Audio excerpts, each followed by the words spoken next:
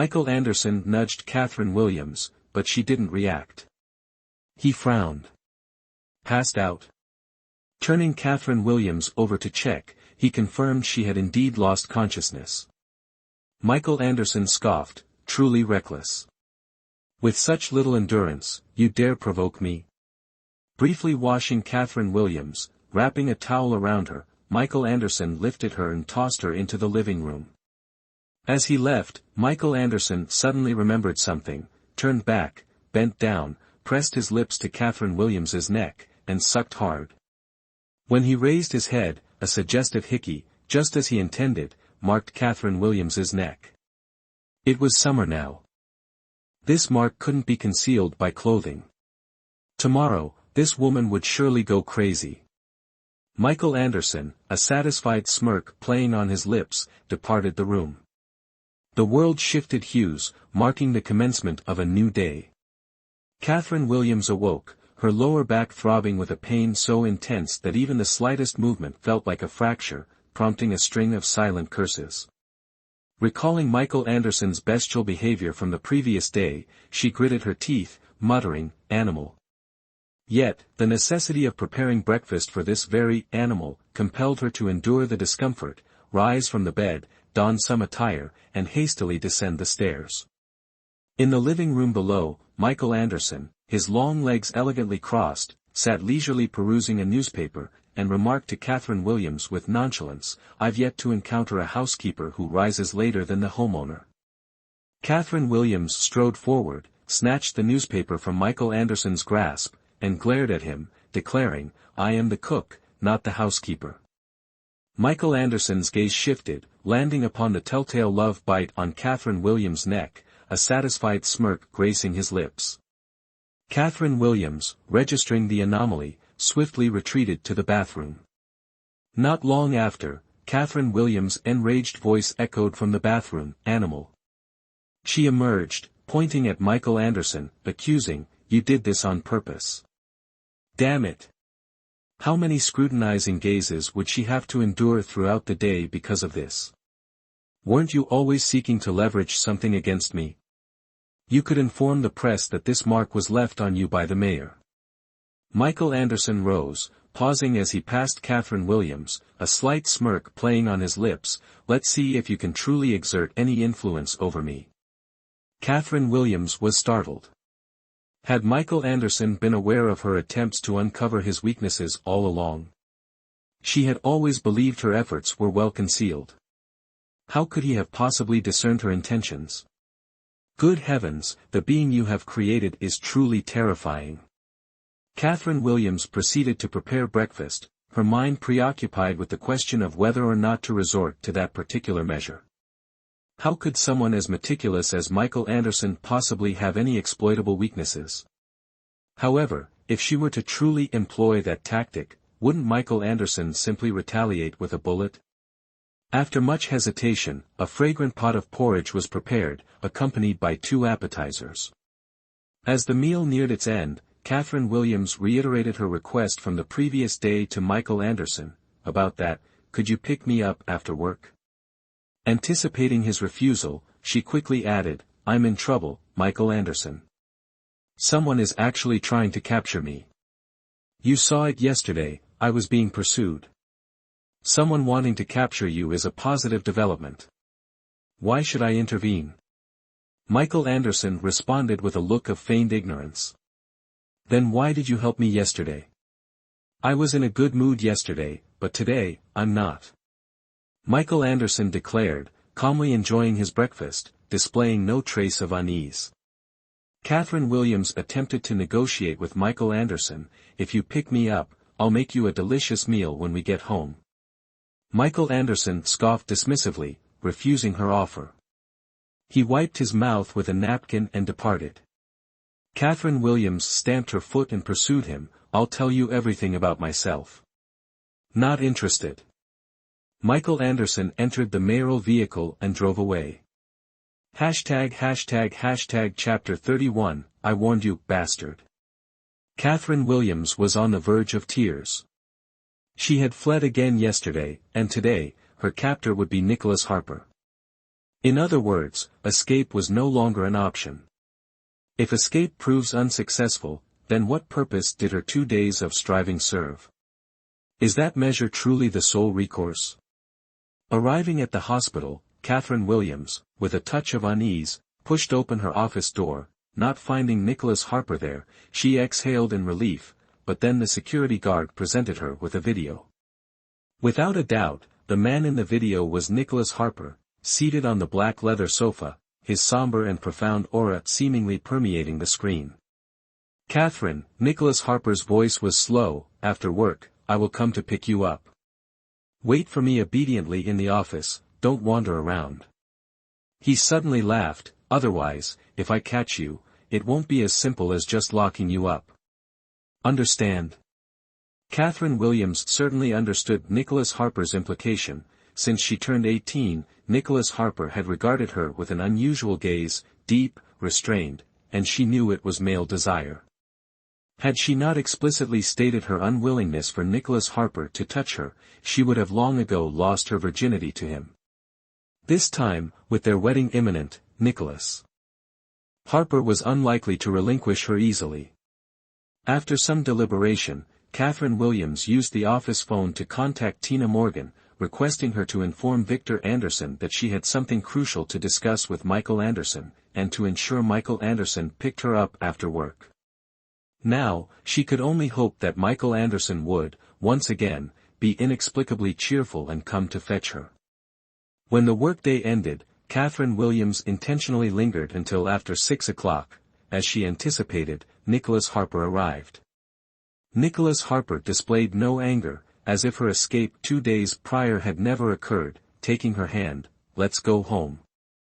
Catherine Williams instinctively tried to pull away from Nicholas Harper's grasp, but he quickly tightened his hold. "Catherine, you know I've wanted you for a long time, don't test my limits. Otherwise, I can't guarantee I won't take you right here." Hearing this, Catherine Williams became compliant. Nicholas Harper's tone could be described as gentle, but beneath that gentleness lay a ferocity she sensed. She knew he meant what he said. Upon reaching the hospital gate with Nicholas Harper, Catherine Williams stopped and declared, "Nicholas Harper, I have a boyfriend." Nicholas Harper's reaction was minimal. Catherine Williams knew it was due to his disbelief. For years, she had lived under Nicholas Harper's surveillance, him permitting no man to approach her. Consequently, she only experienced her first kiss with Michael Anderson at the age of 25. "It's true," Catherine Williams looked at Nicholas Harper seriously, "these past 2 days, I was at his place. We've been together for a while." Nicholas Harper's gaze grew cold. Suddenly, his hands gripped Catherine Williams' shoulders, his eyes filled with murderous intent. Quickly, he noticed the love bite on her neck. "What did you two do?" Nicholas Harper's voice seethed with rage. Catherine Williams could even hear his ragged breathing.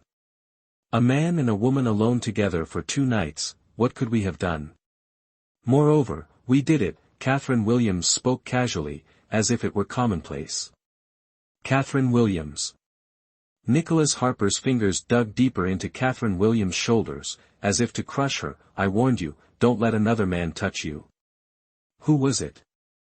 "Michael Anderson, the mayor of Grace City." Catherine Williams stated, "Even you wouldn't dare act rashly against him, would you?" Nicholas Harper's eyes were filled with rage. Catherine Williams was right. If the other party was Michael Anderson, he wouldn't dare to act rashly. After all, he was somewhat aware of Michael Anderson's background. No wonder he hadn't been able to find Catherine Williams' hiding place these past 2 days. "Let me go." Catherine Williams brushed Nicholas Harper's hand away. "I have to go back. If I'm late, Michael will come looking for me." "Nicholas Harper, you wouldn't want to encounter the mayor of Grace City in this situation, would you?" Nicholas Harper called Catherine Williams Catherine, but she always addressed him formally as Nicholas Harper. Yet, now she was intimately using another man's first name.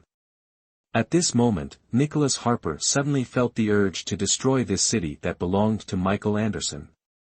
"Mr. Harper." Just then, one of Nicholas Harper's subordinates ran over, whispering a few words to him with a panicked expression. Catherine Williams could tell that something major must have happened. Nicholas Harper's expression immediately darkened.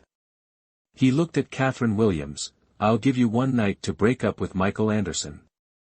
I'll pick you up tomorrow to go home." With that, Nicholas Harper and his subordinate hurriedly left. Catherine Williams shouted at his retreating figure, "No way." Nicholas Harper acted as if he hadn't heard anything, getting into his car and driving away. Catherine Williams angrily kicked the wall. After venting her frustration, she walked towards the subway station, pondering how to discuss the matter with Michael Anderson. Simultaneously, she worried about what to do if Michael Anderson's reaction wasn't what she hoped for. Lost in thought, Catherine Williams was completely oblivious to a sports car with an extravagant license plate slowly approaching her. The man in the car glanced at her, then accelerated. He didn't know why he had driven past this hospital. Catherine Williams continued walking alone on the sidewalk. It was rush hour, and the subway station was crowded. Catherine Williams squeezed through the throngs for 8 stops, then got off at the station nearest Prosperity Avenue. When she arrived back at Michael Anderson's residence, he was already home, sitting on the sofa flipping through a magazine. Catherine Williams' scalp immediately tingled. She took off her high heels, intending to sneak into the kitchen to cook. But just as she bent down, Michael Anderson's cold voice rang out, "Don't move." Caught red-handed, Catherine Williams saw no need to hide any longer. Straightening up, she replied, "Mr. Mayor, what are your instructions?" "My wife will be back tomorrow." "When you wake up, disappear," Michael Anderson said without a trace of affection. So heartless. Catherine Williams frowned, gliding towards the kitchen. "I'll go cook first, and we can talk later." In reality, she needed time to think things through carefully. Catherine Williams quickly prepared dinner, 3 savory dishes and a soup. During the meal, Michael Anderson acted casually, while she occasionally glanced at him, her eyes filled with both apprehension and anticipation. As a result, she barely ate anything. Michael Anderson was certainly aware of Catherine Williams' glances. After finishing his meal, he wiped his mouth with a napkin, his movements indescribably elegant. "Speak." "Michael Anderson, do you like children?" Catherine Williams asked. Michael Anderson frowned. "Children are the most troublesome things in the world. But I'm pregnant." Catherine Williams looked directly into Michael Anderson's eyes, utterly serious. In an instant, the atmosphere in the house froze. Michael Anderson's sharp gaze, like a knife, darted towards Catherine Williams. Catherine Williams, unfazed, produced a medical examination report and placed it before Michael Anderson. "I've seen a doctor, and it's confirmed." Michael Anderson's eyes grew colder. "Mine? What do you mean?" Catherine Williams slammed the table, rising abruptly. "Michael Anderson, if it's not your seed, did I pollinate myself to get pregnant?" ####. Chapter 32, Want to die, let's die together, what's the commotion? Michael Anderson glanced indifferently at the medical report. "Get rid of it. I'll give you whatever money you need." "What?" Catherine Williams was completely stunned. Was that all he had to say? Without a flicker of emotion, as casually as saying, "Throw away the leftovers," he told her to abort his child. "Michael Anderson," Catherine Williams' voice held a trace of disappointment, "how can you be so cold-blooded? Don't think I don't know what you're thinking." Michael Anderson sneered, his lips curling, "Trying to use the baby to force me into marriage. Clever plan, but you've miscalculated your target." He stood up. "You opened the drawer of my nightstand. You know what's inside, don't you? I'll put a bullet in your belly, and this baby will disappear too." Catherine Williams had been threatened before, but Michael Anderson's threat was absolutely the most cold-blooded and heartless. Michael Anderson wasn't joking, and she wasn't wrong. He was truly capable of shooting her in the stomach, of killing his own child. So, Michael Anderson's smile was chilling. "Obediently take the money and get rid of the baby. Don't even think about using it to threaten me." Catherine Williams gritted her teeth, silently cursing him as a bastard, then looked at Michael Anderson. "I don't need your money. I'll do as you say and get rid of the baby." Michael Anderson naturally didn't believe Catherine Williams would be so compliant. He narrowed his eyes, "And then what? What trick are you playing?" "Then I'll send the DNA comparison report of you and the baby to the press, along with the entire process of how I was forced into having an abortion." Catherine Williams stated, "Then the whole world will know how you forced me to get rid of our child." "Mr. Mayor, this is what you call a threat." Michael Anderson let out a cold laugh and abruptly grabbed Catherine Williams' hand, dragging her outside. "No one has ever been able to threaten me. You're dead. If we're going to die, we'll die together." Catherine Williams used a trick to break free from Michael Anderson, intending to strike him, but how could she be his match? Within a few moves, she was subdued. "Stupid." Michael Anderson reached into Catherine Williams' pocket, casually taking a set of car keys. Unexpectedly, Catherine Williams seized the opportunity while he was distracted and lowered her head, biting his hand. Catherine Williams used all her strength, hoping the pain would force Michael Anderson to release her. She absolutely could not go to the hospital. Damn it! The esteemed young Master Anderson had never been treated this way by a woman. His fury ignited, and he shoved Catherine Williams away, glaring at her with murderous intent. This woman was truly courting death. "Michael Anderson, even if I can't beat you in a fight, I have a way for us to die together." Catherine Williams' smile was chilling. "Don't forget, I'm a doctor. No one understands better than a doctor how to quickly end a life. If you dare to kill my child, I will take your life with me, even if it costs me mine. Do you dare threaten me?" Michael Anderson narrowed his eyes. Before Catherine Williams could clearly see his movement, he retrieved a gun from the shoe cabinet, the barrel pointed directly at her. "Remember this, in this world, no one can threaten me." Catherine Williams retreated a step, her face pale, yet her resolve remained firm. "Afraid now?" Michael Anderson exuded an aura of cold brutality. "If you're afraid, then immediately go to the hospital and get rid of the child. Unless you bury me with my child." Catherine Williams stepped forward, pressing her forehead against the gun's barrel. "Michael Anderson, you best shoot me dead now.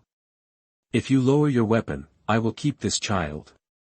If you dare force me to abort this child, no matter the cost, I will ruin you." Michael Anderson coldly smirked, pulling the trigger. The gunshot echoed through the night, dangerous and bizarre. He expected Catherine Williams to be frightened, to recoil, but she remained standing, unwavering. This woman unexpectedly. In that moment of Michael Anderson's hesitation, with astonishing speed, Catherine Williams seized his hand, deflecting the gun's barrel. During the struggle, the gun fired, striking a garden lamp. The sound of shattering glass resonated throughout the garden. "Michael Anderson, who are you trying to scare? It's not like I've never seen a gun before." Catherine Williams wrestled with him. "I'll count to 3, drop the weapon, or we both die." Michael Anderson didn't immediately react, only staring into Catherine Williams' eyes. The women who approached him had clear intentions, their bottomless greed evident in their eyes, even behind sunglasses. But Catherine Williams was different. She bluntly stated her desire to be the mayor's wife, her inner desires more nakedly displayed than anyone else. Yet, her eyes were clear, holding only an intense longing for him, as if she were drowning, and he was the only piece of driftwood in the vast ocean, and she desperately wanted to grasp him.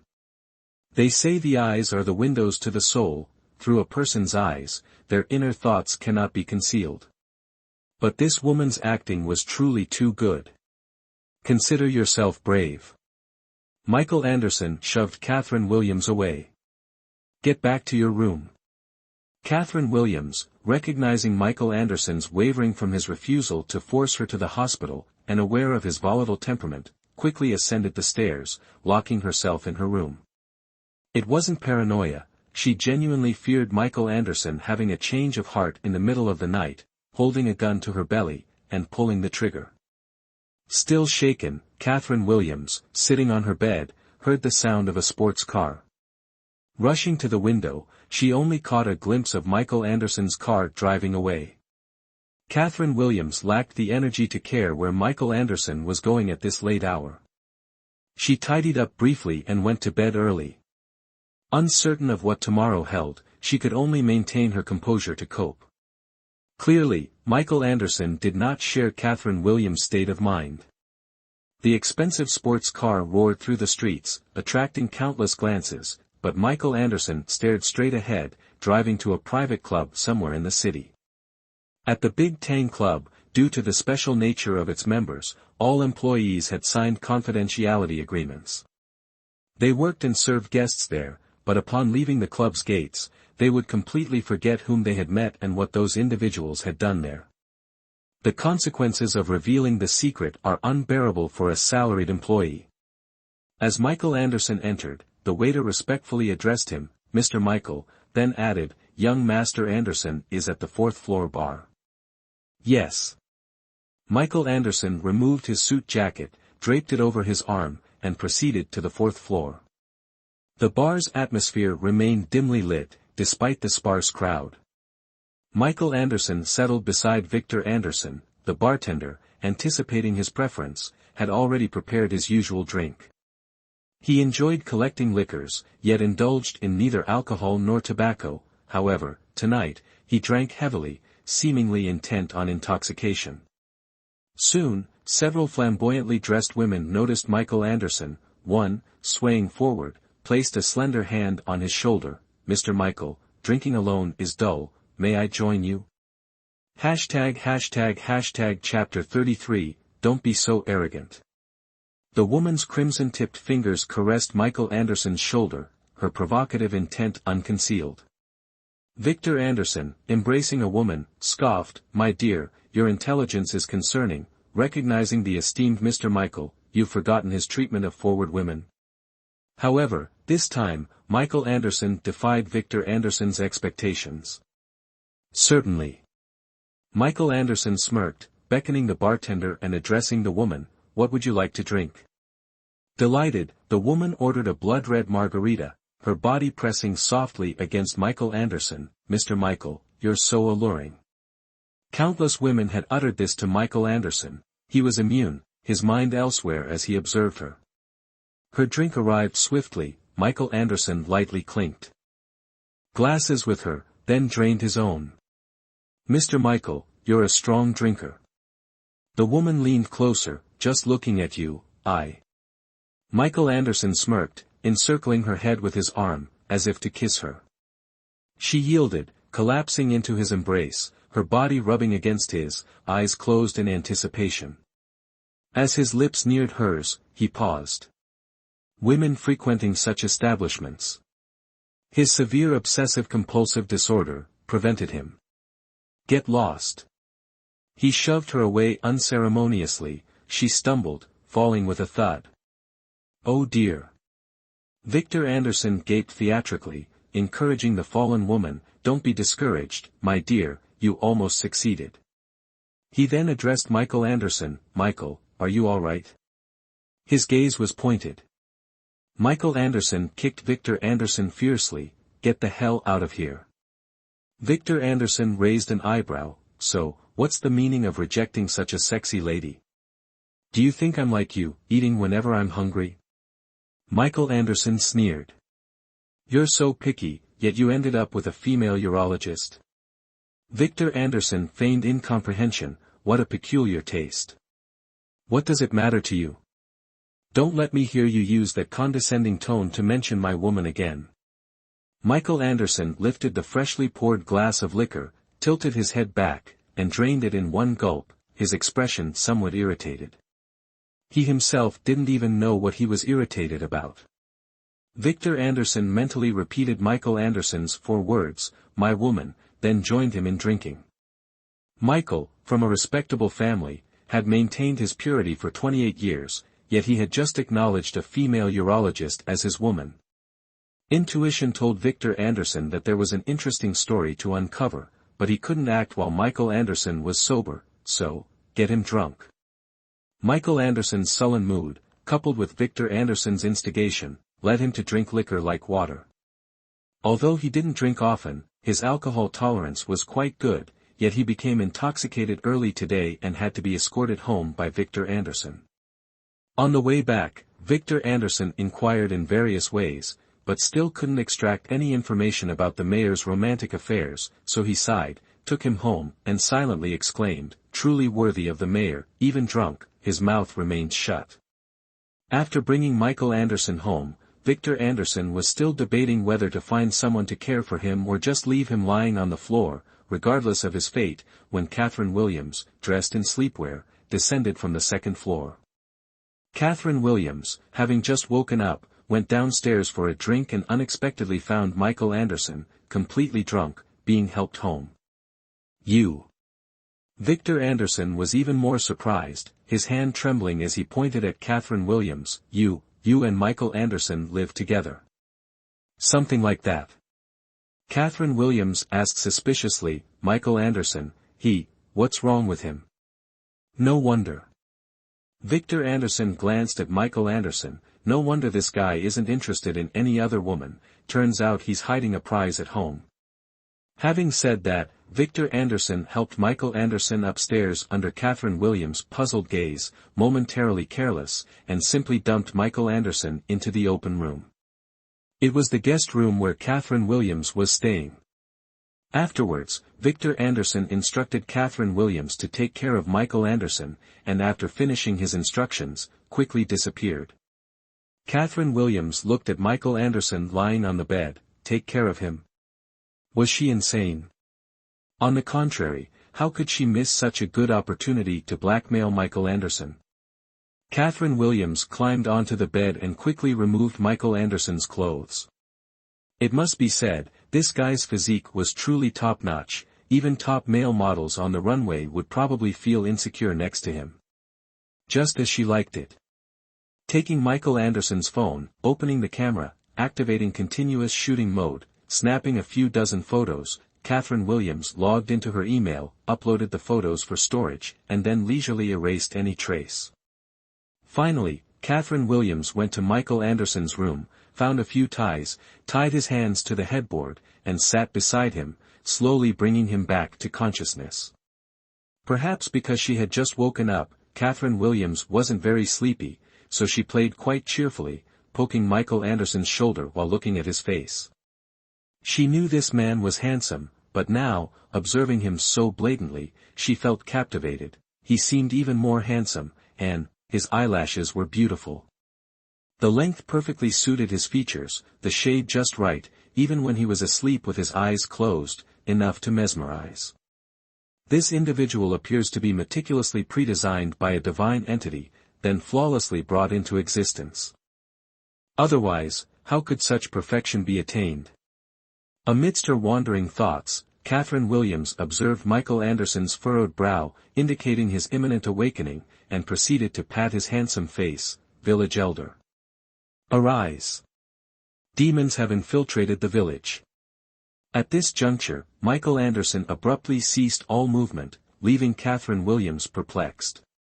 Then, his eyes snapped open, his dark pupils gleaming like luminous jewels in the nocturnal obscurity, his gaze fixed on Catherine Williams with a chilling wariness. Had his hands been unbound, he undoubtedly would have lunged to constrict her throat. Damn it. Catherine Williams gasped, "Michael Anderson, are you attempting to frighten me to death?" In the instant his eyes sprang open, her mind conjured images of reanimated corpses and vampires. Michael Anderson's gaze fell upon his hands, bound to the headboard. His countenance swiftly darkened. Within 3 seconds, Michael Anderson grasped the situation, then leisurely addressed Catherine Williams. "A novel position. Consider it as such." Catherine Williams settled onto the edge of the bed. "Mr. Mayor, have you experimented with this arrangement?" She drew down the covers, playfully prodding his shoulder. My, such exquisite skin." Michael Anderson's lips curled into a smirk. "What are your intentions?" "To compel you to register our marriage." Catherine Williams' slender, elegant hand caressed Michael Anderson's chest. Otherwise, you shall experience the sensation of countless ants traversing your body. Michael Anderson arched an eyebrow. I dare you to attempt it. One does not shed tears until confronted with the coffin. Young lady, refrain from excessive arrogance. Hashtag Chapter 34, Your stupidity knows no bounds. I shall flaunt my arrogance for your observation. Catherine Williams smiled. Endeavor not to faint upon hearing this. In a moment of amusement, I captured several dozen images of you unclothed. Should these images be disseminated? A blatant threat, undeniably. Yet, Michael Anderson remained unperturbed. I doubt you possess the audacity to photograph me in a state of undress. Catherine Williams, oblivious to Michael Anderson's true objective, retrieved his phone, activated it, located the images, the entire process consuming less than 30 seconds. However, upon turning back to Michael Anderson, she found him sitting upright, the remnants of his tie strewn upon the headboard. You! Damn it! How did this man accomplish such a feat? Catherine Williams' escape attempt was thwarted by Michael Anderson's extended arm, which seized her like a small creature and deposited her upon the bed. Employing such methods to entice me. I approve. Michael Anderson restrained Catherine Williams' limbs. Young lady, you truly possess a disregard for life and death. Entice you? Nonsense. I would never engage in such a humiliating act. Catherine Williams glared at Michael Anderson. Release me. If you dare to act improperly, I shall distribute your nude photographs for global admiration. Michael Anderson laughed. Are you not afraid? Catherine Williams inquired, perplexed. My physique is hardly something to conceal. What cause is there for fear? Michael Anderson's expression conveyed the sentiment, young lady, your stupidity knows no bounds. Catherine Williams conceded defeat. And you, have you contemplated your own demise? Michael Anderson leaned down, gripping Catherine Williams' chin. I perceived you as merely temperamental, but unexpectedly, your audacity is considerable. Naturally, my audacity surpasses the dimensions of your little man. Catherine Williams struggled, once again attempting to engage Michael Anderson in physical altercation. Michael Anderson swiftly pinned Catherine Williams down. I prefer your compliant form. Don't. Catherine Williams struggled. Michael Anderson, let me go. When you bound me, did you not consider this outcome? Michael Anderson's blood surged. Catherine Williams's violent struggles threatened to drag him down with her. Left with no alternative, he secured her wrists to the headboard with the same tie she had used to restrain him. Pervert. Catherine Williams cursed vehemently. I should thank you for your excellent instruction. Behave yourself, or later. I might actually end your life. You wouldn't dare. Catherine Williams smiled. Even as mayor, murder has consequences. Do you believe I haven't killed before? Yet, I remain. As a doctor, you're aware of methods to dispose of a body discreetly, leaving no trace, not even a hair, correct? Catherine Williams's complexion rapidly paled. She had heard of what Michael Anderson spoke. I thought you were truly fearless. Michael Anderson scoffed. Rest assured, I won't kill you before I'm satisfied. That night, both were utterly spent. Ultimately, if Catherine Williams hadn't fainted, the savage spectacle of their mutual assault would have continued. They both slept a death-like slumber, awakening to broad daylight. Due to Catherine Williams's excessive ordeal the previous night, Michael Anderson was the first to awaken. Upon opening his eyes, the first thing Michael Anderson saw was Catherine Williams's face mere inches from his own. Mere inches indeed. The woman lay nestled in his embrace. When had he drawn her close? And hadn't pushed her from the bed all night. He had anticipated her absence upon waking, yet she remained, peacefully within his arms. The events of the previous night fragmented and replayed before Michael Anderson. He massaged his temples. The woman at the bar had been demonstrably more alluring than Catherine Williams, so why? Was this considered aberrant? After some deliberation, Michael Anderson remained clueless, only vaguely sensing his impending deviation from normalcy. He rose, left the bed, and returned to his room. Damn it! He would simply resolve this woman's situation permanently. Catherine Williams, the unwitting target of murderous intent, awoke, her body aching, even more so than the first time. Damn! That animal, Anderson. Catherine Williams arose and searched for Michael Anderson, kicking open his door to find him dressing. Michael Anderson's back was turned, affording her a clear view of the red scratches adorning his back, like a map etched onto his skin. Catherine Williams silently applauded herself, well done. However, it wasn't enough. Michael Anderson. Catherine Williams strode in, glaring at him. What is it? Michael Anderson calmly nodded his tie. Last night, you. Catherine Williams found herself speechless. Seeking retribution for last night. Michael finished tying his tie and turned gracefully, familiar with the saying. What goes around comes around. Indeed, that very saying had silenced Catherine Williams. The blame rested solely on her underestimation of Michael. However, the same principle applies. Losing the battle doesn't mean losing the war. Catherine Williams glanced down at Michael's groin. I'd like to steal the cock, but unfortunately, it's still a spring chicken. Stealing it wouldn't be satisfying at all. Michael's face darkened, predictably. Catherine Williams scoffed contemptuously. Challenging a female urologist? Stupid. Michael, for last night's grudge, I won't let you off the hook. Michael smirked. He, on the contrary, wanted to see how this woman intended to not let him off the hook. Catherine Williams turned and left Michael's room, returning to her own living room to shower and change. Once downstairs, the housekeeper had finished preparing breakfast. Catherine Williams then remembered that the housekeeper Michael had hired had returned today. He wanted her gone by the end of the day. This place was her only haven. For her future, she had to win over Michael and find a way to stay. You haven't packed your things yet? Michael frowned, seeing Catherine Williams hadn't brought her luggage downstairs. If I still see you here after work this afternoon, I'll make sure you never leave this place. Michael, we need to talk, Catherine Williams said. I must stay here. Michael pointed to the glass of cold water on the table. Do you need me to help you sober up? Aside from the price, we have nothing to discuss. I will not abandon the baby. Catherine Williams's stance was unwavering. Consider it my child, I'm very willing to help you, Michael said, cold and heartless. 5 million, girl, you'd best listen obediently. Catherine Williams scoffed, I'll give you 10 million to go die. Say that again. Oh, don't worry, you'll get the money. Burning 10 million in hell money only takes a few minutes. Catherine Williams spread her hands. See?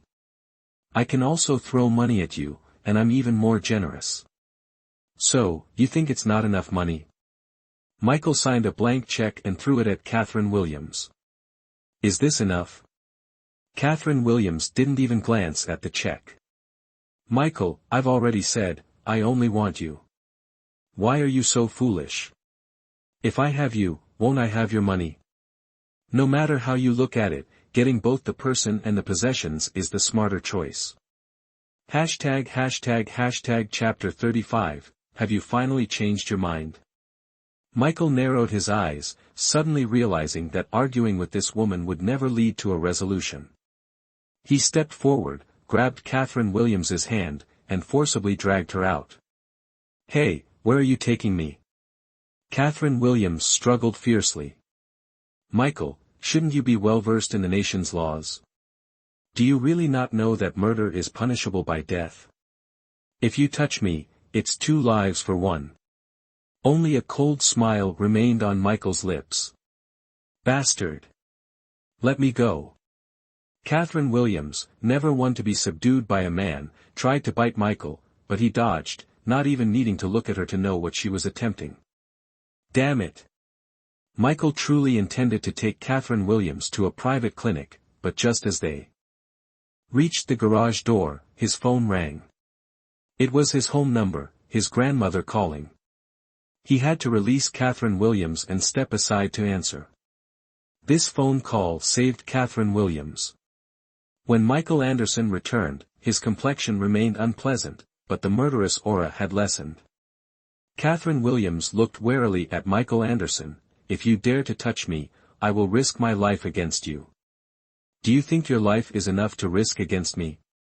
Michael Anderson sneered. "What is your name?" Catherine Williams was speechless. Damn it.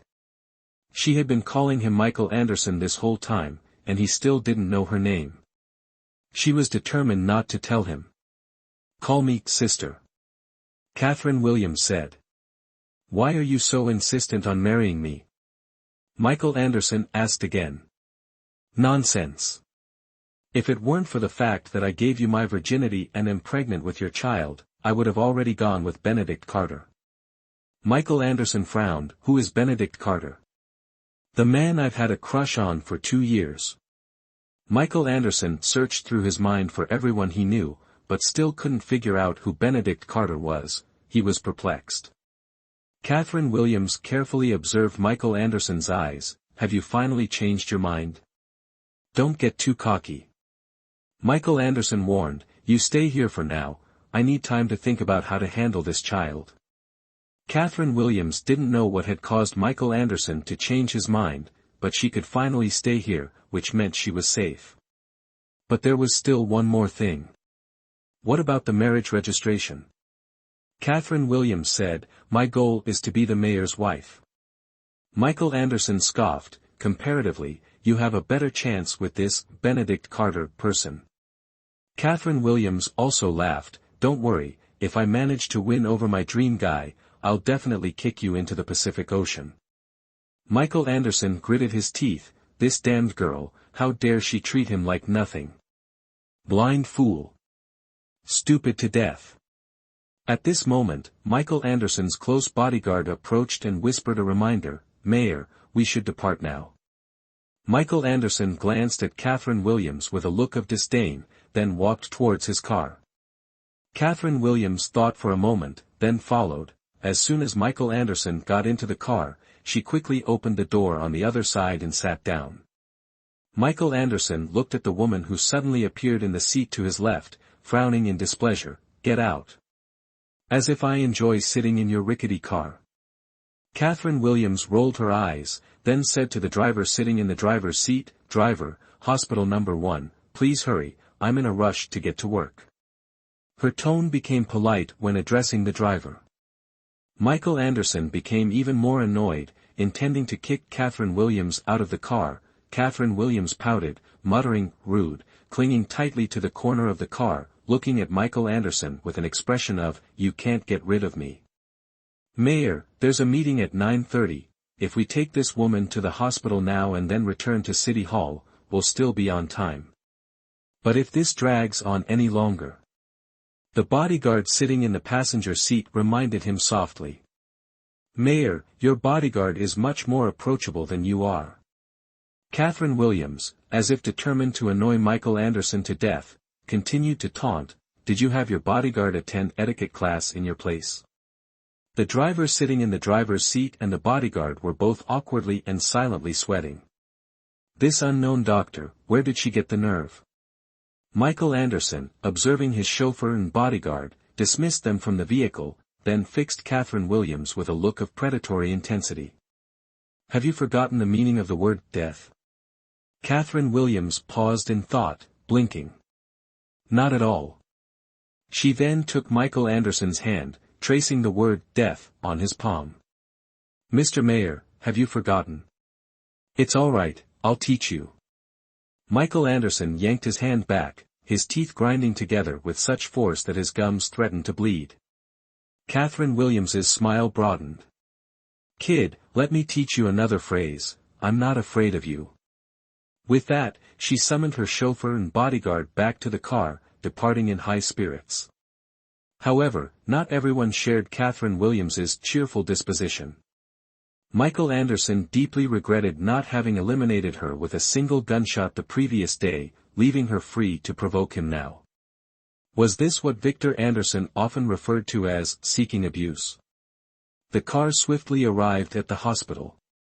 Catherine Williams gazed ahead, observing, as anticipated, Nicholas Harper's car parked at the entrance. If her assumptions were correct, Nicholas Harper was undoubtedly waiting for her inside the vehicle. As the black Mercedes gradually came to a halt, Catherine Williams gave specific instructions to her chauffeur. "Driver, please wait a few minutes. I have a matter to discuss with Mr. Mayer."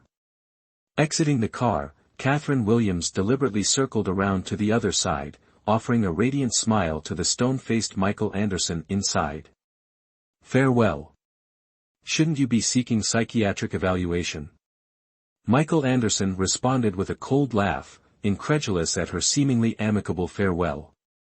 Catherine Williams silently gritted her teeth, maintaining her smile flawlessly. "Darling, your sense of humor is improving." Michael Anderson, his skin crawling, reached to close the car window. Catherine Williams quickly added, "See you tonight." Michael Anderson decisively closed the window, instructing his driver to depart. Catherine Williams remained in place, a smile stretching her lips, watching Michael Anderson's car as she waved with feigned fondness. As Michael Anderson's car turned at the intersection, she rolled her eyes and entered the hospital. Shortly thereafter, as expected, Nicholas Harper caught up to her, grasping her hand. "Release me." Catherine Williams struggled to free herself from his grip. "Let go. My boyfriend will be displeased." "Boyfriend?" Nicholas Harper's eyes darkened. "Catherine, didn't I tell you to break up with him when you returned home? Why should I obey you?" Catherine Williams stared at him incredulously. "We are nothing more than ordinary friends, understand? To put it bluntly, you have no right to interfere in my affairs." Nicholas Harper tightened his grip on her hand. "We will be married soon. The date is set, the 15th of next month. Catherine, you have 40 days to accept this reality. Marry whoever agreed to this arrangement." Catherine Williams finally lost her patience, fleeing into the hospital. Nicholas Harper watched her retreating figure, his expression growing increasingly somber. Even if Catherine Williams refused to marry him, he would not allow her to be with Michael Anderson. Catherine Williams rushed into the hospital. As she entered the elevator, perhaps due to skipping breakfast, a pang of stomach pain hit her. She cursed inwardly, contemplating ordering breakfast. Chapter 36, Eyes Tempered in the Crucible of Alchemy. Prone to ill temper and irregular eating habits since childhood, she frequently skipped breakfast after arguments with her father, gradually developing gastritis. Though not severe, the pain often left her unable to stand upright. Catherine Williams, clutching her stomach, emerged from the elevator when a voice called out, "Catherine." Glancing over, she saw her colleague, Lucas Grant. Lucas Grant, the hospital's heartthrob, possessed striking looks, a refined demeanor, and a close friendship with Catherine Williams, a source of both admiration and envy among their female colleagues. Catherine Williams consistently maintained a facade of innocence, claiming that she and Lucas Grant were merely close friends. "Haven't had breakfast yet?" Lucas Grant asked, looking at Catherine Williams with a hint of exasperation as he offered her the small steamed buns and soy milk he carried. "Eat this." "But this is your breakfast," Catherine Williams protested, waving her hand dismissively. "You eat it, I'll get something else." Lucas Grant pressed the breakfast into Catherine Williams's hands. "I'll order something else. I'm not hungry anyway, waiting a bit won't hurt." He checked his watch. "I'm going to do my rounds. Eat while it's still warm." "All right," Catherine Williams called out towards Lucas Grant's retreating figure. "I'll treat you to lunch today." Lucas Grant turned back, a smile gracing his lips. "Okay." Back in her office, Catherine Williams slumped over her desk, stomach still cramping, slowly regaining her composure as she ate her breakfast, her thoughts preoccupied. 40 days left. Within 40 days, she had to marry Michael Anderson, otherwise, her plan would be exposed by Nicholas Harper, leaving her with two grim alternatives, death or forced marriage to Nicholas Harper. The only problem. Damn it. Michael Anderson was unpredictable and played hard to get. How was she supposed to handle him? He clearly didn't care about the baby. However, his indifference was, paradoxically, a source of relief. After all, she would eventually leave. Yes, she had to disappear from this place. She knew Michael Anderson had no feelings for her. Even if she used the baby to coerce him into marriage, the truth would inevitably surface within 5 months. Without Michael Anderson's protection, her only option was to flee. Assuming a flawless new identity, she would escape to a country beyond Nicholas Harper's reach. 5 months was sufficient time to prepare for this. Time ticked by, consumed by Catherine Williams's meticulous planning, until the workday finally ended. Leaving her car in the hospital parking lot, she relished the freedom from surveillance and Nicholas Harper's interference. Driving directly to Michael Anderson's house. Her good mood abruptly evaporated at Michael Anderson's gate. She didn't have a key and couldn't get in. The doorbell went unanswered. Without Michael Anderson's phone number, she couldn't call him to open the door. Damn it. Catherine Williams leaned against her car, frustration mounting, her gaze drifting towards the perimeter wall. She had found a way to get Michael Anderson to open the door. Without hesitation, Catherine Williams began assessing the wall. Initially, she assumed it was an ordinary wall, but upon closer inspection, she realized it was not only fireproof and bulletproof but also explosion-proof. Good heavens! Michael Anderson was just a mayor, yet he lived like some kind of elite mercenary. Fortunately, she observed, this wall was designed to deter attacks, not intrusions, therefore. Catherine Williams discarded her high heels over the wall, assessed the structure, and with the agile grace of a seasoned climber, ascended, then dropped into Michael Anderson's garden. Subsequently, she approached the main entrance. It was locked, secured by a fingerprint and keypad system, programmed to trigger the neighborhood security alarm after 3 incorrect entries. Catherine Williams smiled, thinking, Michael Anderson, you're such a fool, and proceeded to enter 0487 3 consecutive times, after which the alarm blared. Within 2 minutes, security personnel arrived, but the outer iron gate remained closed, rendering them unable to reach Catherine Williams, forcing them to contact Michael Anderson. Indeed, this was Catherine Williams's calculated strategy, to establish contact with Michael Anderson while avoiding apprehension by the diligent security for malicious intent. After repeatedly assuring the guard she wasn't a burglar, Catherine Williams settled onto a wooden garden bench, patiently awaiting Michael Anderson's return, while observing his garden. The garden, evidently maintained by a professional, displayed a vibrant array of summer blooms, exuding an intoxicating fragrance, offering an unparalleled sensory experience. She reveled in the ambience for an extended period, yet Michael Anderson remained absent, leading her to suspect his deliberate tardiness. Damn it! If he was out philandering, wouldn't she be stranded outside all night? As the sun descended westward, Catherine Williams watched the light gradually retreat towards the corner of the wall, climbed the wall, and then, inch by inch, departed, vanishing as darkness enveloped the sky. Michael Anderson had yet to return. Glancing upwards at the emerging stars, Catherine Williams, her stomach gnawing with hunger, contemplated triggering the alarm again to inquire about Michael Anderson's estimated time of arrival. After another hour elapsed, complete darkness descended, the garden lights activated automatically, and Catherine Williams, overcome by fatigue, slumped against the bench, drifting into sleep. The previous night, she had managed a mere 4 hours of sleep, compounded by a lack of rest during the afternoon, leaving her utterly exhausted. Michael Anderson returned late from the bar, parked his car, exited the garage, and, not finding Catherine Williams at the door, scanned the garden, noticing a figure on the bench. He approached and nudged Catherine Williams's calf. Hey. Catherine Williams frowned, recoiling further into the bench, remaining unconscious. Michael Anderson crouched on one leg, observing Catherine Williams. While she was completely unaware, dealing with her would be both quiet and convenient. However, her sleeping countenance, compared to her usual fiery demeanor, appeared far more endearing, her delicate, porcelain face framed by long black hair, possessing an ethereal beauty reminiscent of a masterfully executed ink painting. Eliminating her seemed to entail the forfeiture of considerable amusement.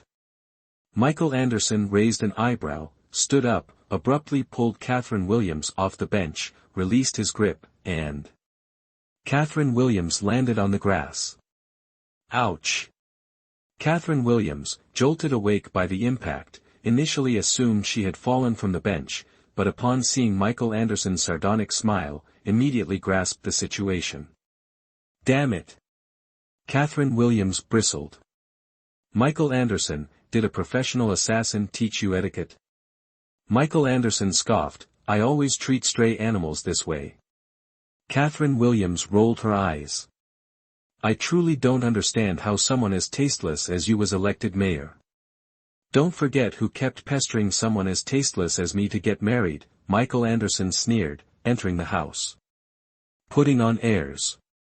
Catherine Williams stamped her foot behind Michael Anderson. She wasn't interested in his taste, but in his power, all right. If Michael Anderson weren't the mayor of Gray City, he would be nothing in her eyes. Catherine Williams kept telling herself this, following Michael Anderson, secretly. Observing the main door's passcode behind him, memorizing it, and then started devising a plan to obtain the main door's passcode. She really didn't want to have to climb the wall in and out every day during her stay here. But if she directly asked Michael Anderson, given his detestable personality, he definitely wouldn't tell her. She could only think of a way to get it from the cook tomorrow.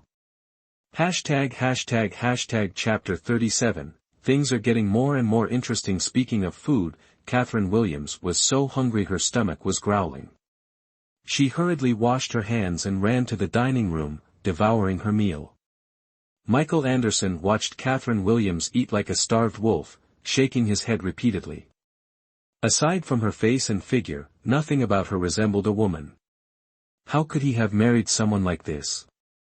If it weren't for his grandmother pressuring him to go on blind dates, he wouldn't even tolerate her presence. Catherine Williams quickly finished eating, put down her chopsticks, propped her chin up with one hand, and kicked Michael Anderson, who was sitting opposite her, under the table. When are we going to register our marriage? Michael Anderson raised his eyes to look at Catherine Williams and slowly said, the only certificate I'll ever get for you is a death certificate. Damn! Venomous tongue. But we can't keep dragging this out. Don't you find it boring that we repeat this topic every day? Act like a man and make a choice right now, marry me, or go down with me. Oh, it seems like you can't escape me either way. Are you in such a hurry? Michael Anderson gave a sardonic laugh. Girl, hide it better. Don't let me know your true purpose. He didn't believe that a woman with Catherine Williams's personality would inexplicably get pregnant to force him into marriage. She definitely had another motive. For a moment, Catherine Williams was frightened. Michael Anderson had seen through her again. Damn! Were his eyes forged in the Taishang Laojuan's alchemy furnace? If he got the urge to investigate her and discovered her relationship with Nicholas Harper, would everything be ruined? Catherine Williams toned it down a bit. I'm not in a hurry. She pointed to her stomach. But it is. It's going to grow bigger and bigger every day, without any politeness. I grew up without a mother, so I don't want my child to grow up in a single-parent family as well. I won't marry you because of the child, Michael Anderson stated. The reason is very simple, to marry me, the most basic requirement is that you must be a woman. Damn! Going around in circles to criticize her lack of femininity again. Catherine Williams closed her eyes, telling herself she absolutely must not provoke Michael Anderson, otherwise, everything would be ruined. She had to endure. Endure. Endure until the day she could rise up, then it wouldn't be too late to slowly take revenge. Mimicking Michael Anderson's tone from that day, Catherine Williams insinuated, "Mr. Mayor, whether or not I'm a woman, shouldn't you know best? Are you attempting to seduce me? Get out. You're a beast solely fixated on what's between your legs. If my thoughts weren't occupied by what lies between your legs, you would have been ejected long ago," Michael Anderson stated, his speech measured and even, maintaining a conversational cadence. Catherine Williams, easily provoked, felt her heart accelerate with irritation upon hearing these words, consumed by a desire to tear Michael Anderson asunder. However, she acknowledged her inability to overcome Michael Anderson physically. Furthermore, antagonizing him at this juncture was inadvisable. Thus, patience. Upon her departure, a comprehensive reckoning would be enacted. Glaring at Michael Anderson, Catherine Williams spun on her heel and ascended the staircase. "Return," Michael Anderson commanded, halting Catherine Williams's ascent. "By whose leave do you depart?" With a haughty scoff, Catherine Williams retorted, "Must I obey every summons? My thoughts are hardly preoccupied with what resides between your legs." With that, she resumed her upward trajectory. "Accede to a single request, and I shall contemplate the formalization of our union. After all, your sole desire is a marriage certificate, is it not?" Michael Anderson exploited Catherine Williams's vulnerability. Catherine Williams's ascent halted, she turned, descended, and seated herself opposite Michael Anderson. "How did you ascertain my desire for mere documentation? Perhaps my ambition lies in securing the position of the mayor's wife." Michael Anderson emitted a chilling laugh. "If concealment is your objective, refrain from incessant mention of marriage registration. Instead, emphasize your aspiration to become the mayor's wife." Damn, Catherine Williams thought. Despite Michael Anderson's apparent nonchalance during their conversations, his attentiveness was undeniable. Would his keen perception eventually pierce her facade and expose her true intentions? "What is your demand?" Catherine Williams inquired, lacing her words with sarcasm.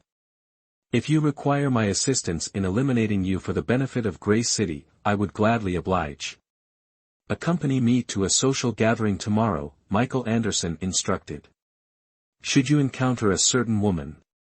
Michael Anderson abruptly ceased speaking, prompting Catherine Williams to inquire, "And who is this woman?" "Then, manage the situation independently," Michael Anderson declared, setting down his utensils and rising to depart for the upper floor. Catherine Williams furrowed her brow. "What if I conspire with her to eliminate you?" Michael Anderson offered no response, simply continuing his ascent. "Well, Mr. Mayor, have you suffered a stroke? Such a reaction is uncharacteristic." Catherine Williams recalled the unusual expression on Michael Anderson's face as he turned to leave. A smile graced her lips, events were becoming intriguing. The woman she was to encounter tomorrow undoubtedly possessed the capacity to influence Michael Anderson. What manner of woman could control such a deviant individual? Could an alliance be forged to counteract Michael Anderson's influence? That night, the prospect of finding an ally filled Catherine Williams with such exhilaration that she slept soundly. Catherine Williams's positive disposition persisted into the following day. Observing Catherine Williams's radiant smile during breakfast the next morning, Michael Anderson's demeanor soured. His voice deepened as he instructed, "Await my transport at the hospital after work." "Oh," Catherine Williams responded thoughtfully. "Regarding the woman I am to meet this evening."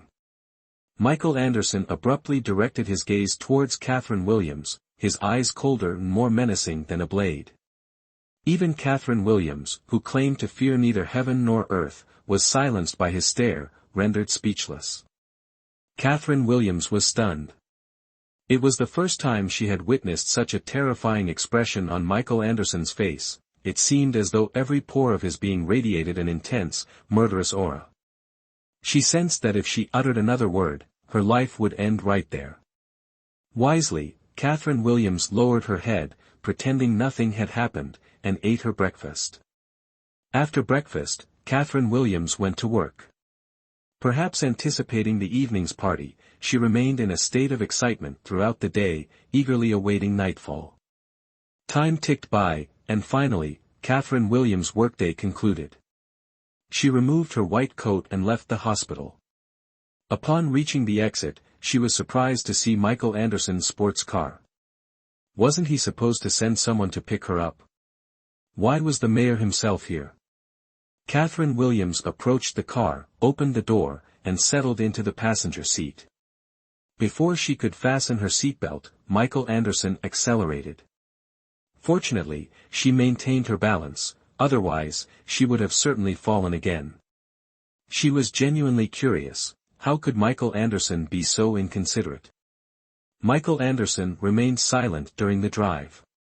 Catherine Williams noticed his displeasure, likely related to the woman they were meeting that evening, so she chose not to provoke him. Upon arriving at a tailor shop, Michael Anderson finally spoke, "Get in. Be out in 30 minutes.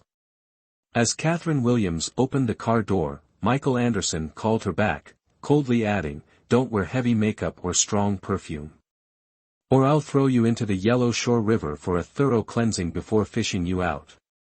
Chapter 38, What's Wrong with You? Catherine Williams entered the fashion boutique and calmly relayed Michael Anderson's exact words to the staff before selecting a white evening gown. The boutique staff, seemingly accustomed to wealthy individuals with eccentric personalities, promptly styled Catherine Williams' hair and makeup, though not without casting a pitying glance her way. 30 minutes later, not a second off, Catherine Williams emerged from the boutique and knocked on Michael Anderson's car window, "Pay up." She didn't have enough money. Michael Anderson handed Catherine Williams a card. For the first time in his presence, Catherine Williams was taken aback. A Centurion card. Commonly known as the Black Card. The king of all cards. The ultimate symbol of status. It was said that this card had no limit, even enough to purchase a private jet. Moreover, it wasn't simply a matter of having money, the bank extended exclusive invitations to a select few prominent figures worldwide, offering comprehensive services. Naturally, its annual fee was exorbitant. But that wasn't the point. The point was, Michael Anderson was merely a mayor. How did he qualify for such an invitation? Michael Anderson tossed the card to Catherine Williams. 3 minutes. Be back. Such cards typically lacked passwords. Catherine Williams took the card into the boutique, where the cashier also momentarily froze before cautiously accepting it. Back in the vehicle, Catherine Williams, rather than immediately returning the card to Michael Anderson, observed him carefully. "Impressive, Mayor Anderson," she remarked, "what exactly is your profession?" "The fact that you're alive today is precisely because you don't know what I do," Michael Anderson stated coldly, starting the car and driving towards the hotel. Catherine Williams pouted. Damn. Intimidating her again. But when she encountered that woman later, would she be able to retaliate? Sigh, Michael Anderson telling her to handle it herself was undoubtedly the most brilliant decision of his life. "Don't even think about causing trouble," Michael Anderson interrupted Catherine Williams's fantasy. "Listen, if you dare embarrass me, I'll make you disappear from this place entirely. If you please me, I'll consider marriage." Because of that last statement, Catherine Williams held back.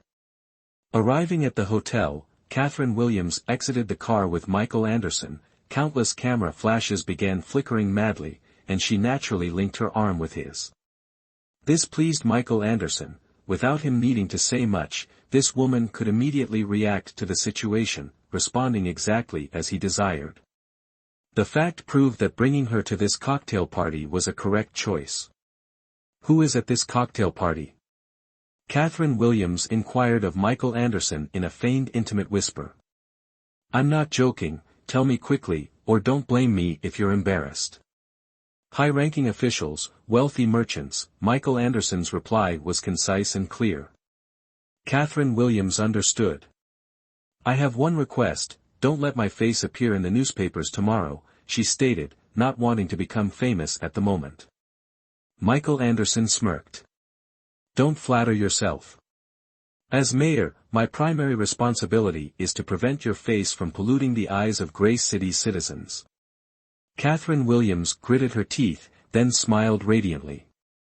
I didn't realize you understood me so well, darling. In the distance, a gorgeously dressed, exquisitely made-up woman watched Michael Anderson and Catherine Williams, her grip on her wine glass gradually tightening until even her knuckles became prominent. She had investigated beforehand, there were no women around Michael Anderson. Where did this woman clinging to his arm come from? And whispering in his ear so intimately. Catherine Williams, completely unaware of being observed, continued her playful verbal sparring with Michael Anderson until someone came to greet him, at which point she restrained herself, striving to perfectly play the role of his companion.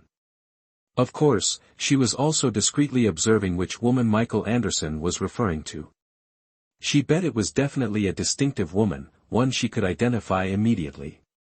Michael Anderson maintained a low level of enthusiasm, focusing solely on drinking, accepting every offered drink. Watching him drink one glass after another, Catherine Williams couldn't help but wonder if he considered her a drinking vessel, or, was he quietly drowning his sorrows? TSK, it was truly hard to imagine. Michael. A middle-aged man approached, greeting Michael Anderson very familiarly. Well, look at you, you've been promoted to mayor. Should I call you Michael or Mayor Anderson? As you wish. Michael Anderson clinked glasses with the man, another half-glass of alcohol disappearing down his throat. Unnoticed by others, Catherine Williams discerned the iciness that crept into Michael Anderson's gaze. Confused, she wondered if his altered demeanor was solely reserved for the woman, questioning whether he intended her to handle men or women. Michael Anderson's coldness stemmed from a prior encounter with the man, recalling how the man had drugged his drink, leading to an unwanted encounter with Catherine Williams, a subsequent nuisance. Tallying all accounts, Stevens deserved 1,000 deaths, his recent appointment delaying retribution, but promising future torment, hair by hair. Catherine Williams, sensing the intensifying chill in Michael Anderson's eyes, recalled his previous denial of her femininity, suspecting an inability to distinguish genders, concluding his target was the affluent-looking, portly man. With this thought, Catherine Williams, intentionally or not, cast an intrigued gaze towards Mr. Stevens. Mr. Stevens, noticing the mayor's companion signaling interest, felt his sense of accomplishment swell, his eyes crinkling into a smile as he addressed Michael, complimenting his beautiful companion, then turning to Catherine Williams, inquiring her name. Catherine Williams, she responded with a measured smile, a blend of decorum and allure, restrained yet provocative, prompting curiosity as she inquired his name in return. Stevens, he introduced himself, identifying as the chairman of the Stevens Corporation. His introduction interrupted. Chairman Stevens's introduction was cut short by Michael Anderson, who escorted Catherine Williams away. From afar, the elaborately dressed and adorned woman observed the scene, her eyes darkening. Michael Anderson's reaction clearly indicated jealousy. Her understanding of Michael Anderson painted him as a man impervious to jealousy, his self-assuredness evident in his dismissive remarks about any perceived rivals. Indeed, he held ordinary men in contempt. The utterly unremarkable Stevens posed a perplexing contrast to his intense reaction. Catherine Williams, equally curious about Michael Anderson's response, found herself without the opportunity to inquire, whisked away to the balcony. He closed the balcony door, creating a private space. Michael Anderson, what game are you playing? She questioned, her intended mockery thwarted by his abrupt departure. Michael Anderson glared at Catherine Williams with predatory intensity, his gaze hardening before he grasped her chin, accusing her of using the opportunity to flirt with men. Chapter 39, Are you insane? Flirt with men? Catherine Williams retorted, throwing off his hand, questioning his sanity and reminding him of his instructions to handle the situation, her attempt interrupted by his intervention. Michael Anderson frowned. Yesterday, I told you, a woman. Do I look like a woman? Who knows if you can even distinguish between men and women? Catherine Williams scoffed, I quit. Find someone else. She wasn't someone without a temper. If it weren't for the marriage, why would she endure coming here with him, smiling and talking with so many people? Come back here. Michael Anderson gripped Catherine Williams's hand tightly. Let go of me. Catherine Williams struggled fiercely. Michael Anderson, being a man, probably didn't realize how serious an accusation of seducing men was for a woman. She simply hated being accused of chasing after men. Are you crazy? Michael Anderson yanked Catherine Williams back towards him. You're the crazy one. You think men are something I need to seduce? Let me tell you, in this lifetime, I'll only seduce Benedict. Catherine Williams said, attempting to bite Michael Anderson.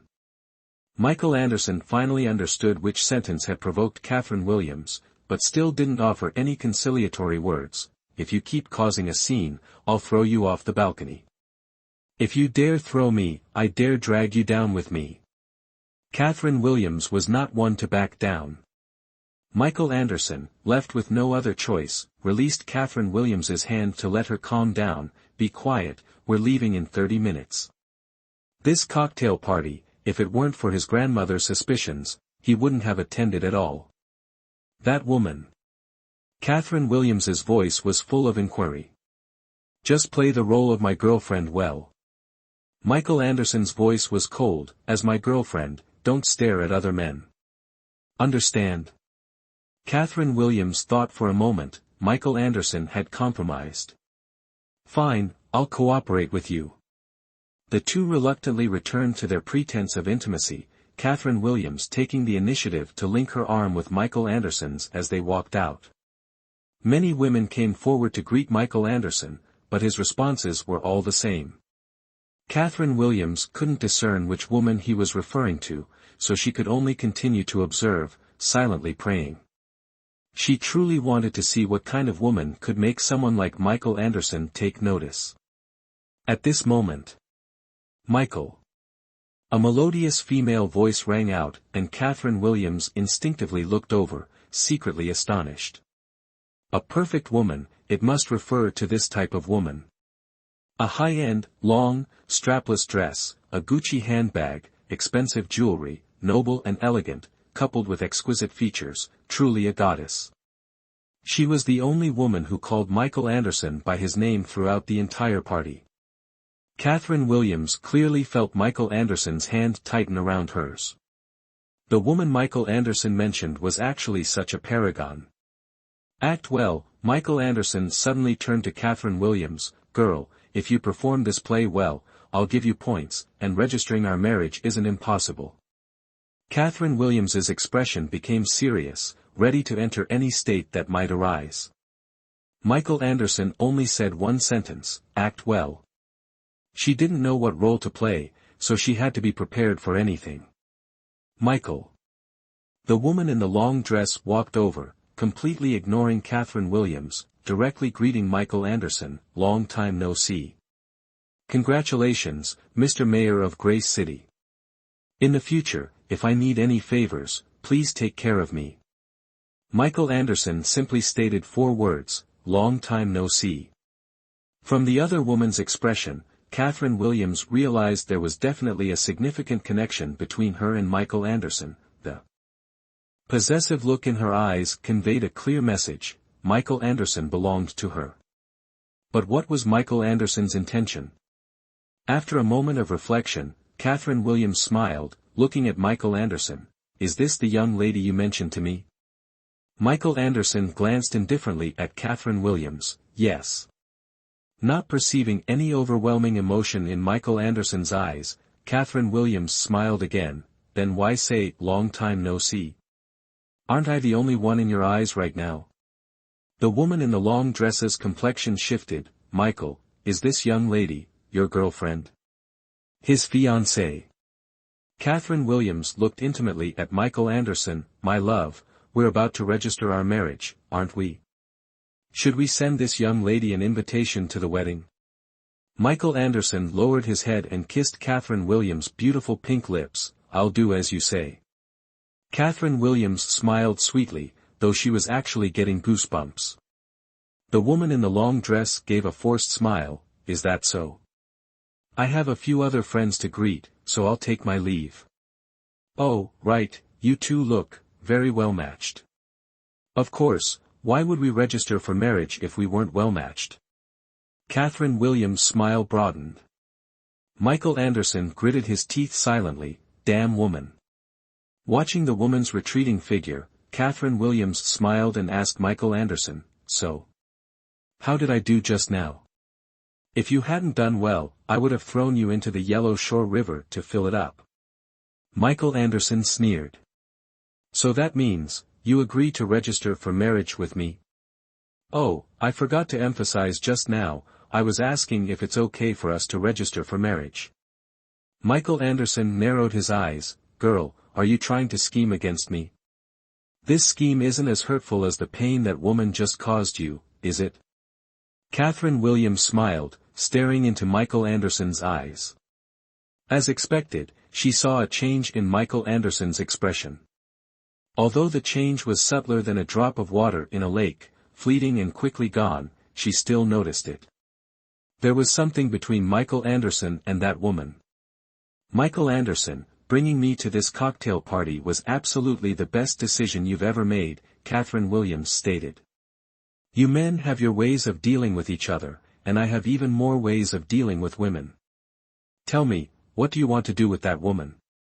I can help you achieve it, in exchange for you registering our marriage tomorrow. Michael Anderson, if you want to make me happy, then go kill yourself. That would make me happy until the day I die. Holy shit. What a venomous tongue. Catherine Williams pouted. No deal then. Many people continued to greet Michael Anderson, addressing him as either Michael or Mayor Anderson, causing Catherine Williams to smile until her mouth felt stiff. 20 to 30 minutes passed, and Michael Anderson still hadn't returned, leaving Catherine Williams to maintain a strained smile. After an indeterminate amount of time, and having consumed enough drinks to feel slightly intoxicated, Catherine Williams finally heard the music for dancing begin. Within the banquet hall, everyone seemed immersed in the excitement, gentlemen inviting the ladies who caught their eye to dance, embracing their waists and gliding onto the center of the floor, moving gracefully like elegant swans. Michael Anderson had no intention of dancing with Catherine Williams, a sentiment reciprocated by Catherine Williams herself. However, someone did wish to dance with Michael Anderson, the woman in the bespoke, high-end gown. Michael, the woman smiled, shall we take this opportunity to make up for the dance we missed 2 years ago? #### Chapter 40, You thought it was fake between us? Michael Anderson remained silent. The woman glanced towards Catherine Williams. Miss, do you mind? Catherine Williams shrugged. Of course not. She propelled Michael Anderson towards the woman. Darling, indulged the lovely lady. The astute woman seized the opportunity, taking Michael Anderson's hand and smilingly leading him towards the dancing crowd. Michael Anderson turned, glaring at Catherine Williams, who tilted her head, mouthing, I did that on purpose. No need to thank me. Observing Michael Anderson, a man typically averse to dancing, acquiesce, the others paused, yielding the floor to him, their applause expressing anticipation for his performance. With so many watching, you can't just abandon me like you did 2 years ago. The woman proactively placed her hand on Michael Anderson's shoulder. Michael Anderson merely smirked. Michael, are you now unwilling even to speak my name? I'm merely considering, my fiancé might be displeased. Michael Anderson's voice was nonchalant, as if pondering a matter of grave importance. The woman's expression shifted. Is it real between you and her? Did you think it was a pretense? Michael Anderson said apologetically. I apologize for leading you to believe otherwise. Michael. Could we expedite this? Michael Anderson glanced towards Catherine Williams, smiling. I'm concerned my fiancé might become jealous if this takes too long. The woman fell silent, wordlessly dancing with Michael Anderson. She understood, his heart wasn't with her. He had, long since departed. Michael Anderson, to enhance the veracity of his performance, looked towards Catherine Williams again, only to find her back as she walked towards the restroom. As he was about to avert his gaze, Michael Anderson noticed Mr. Stevens, the man who had drugged him, following Catherine Williams inside. Catherine Williams had recklessly flirted with the unscrupulous Henry Stevens. What were his intentions in following her? Or had Catherine Williams led him there? Michael Anderson's expression darkened with each passing thought. In truth, Catherine Williams was unaware why Mr. Stevens was following her, she simply needed a respite from standing. Observing Henry Stevens's expression and the drink in his hand, alarm bells began ringing in Catherine Williams's mind. "Miss Williams," Henry Stevens smiled, offering her the drink. "Why are you sitting here alone? It's so dull. Here, let me have a drink with you." Catherine Williams took the glass, clinking it against Henry Stevens's. As she raised it to her lips, she paused, a hint of mockery in her eyes as she looked at him. "Mr. Stevens, I remember now. I've heard of you. Do you have a business card? Could I have one? So I can brag to my friends that I know the famous Mr. Stevens." Henry Stevens, truly believing himself a celebrity, grinned and went to retrieve a business card from his assistant.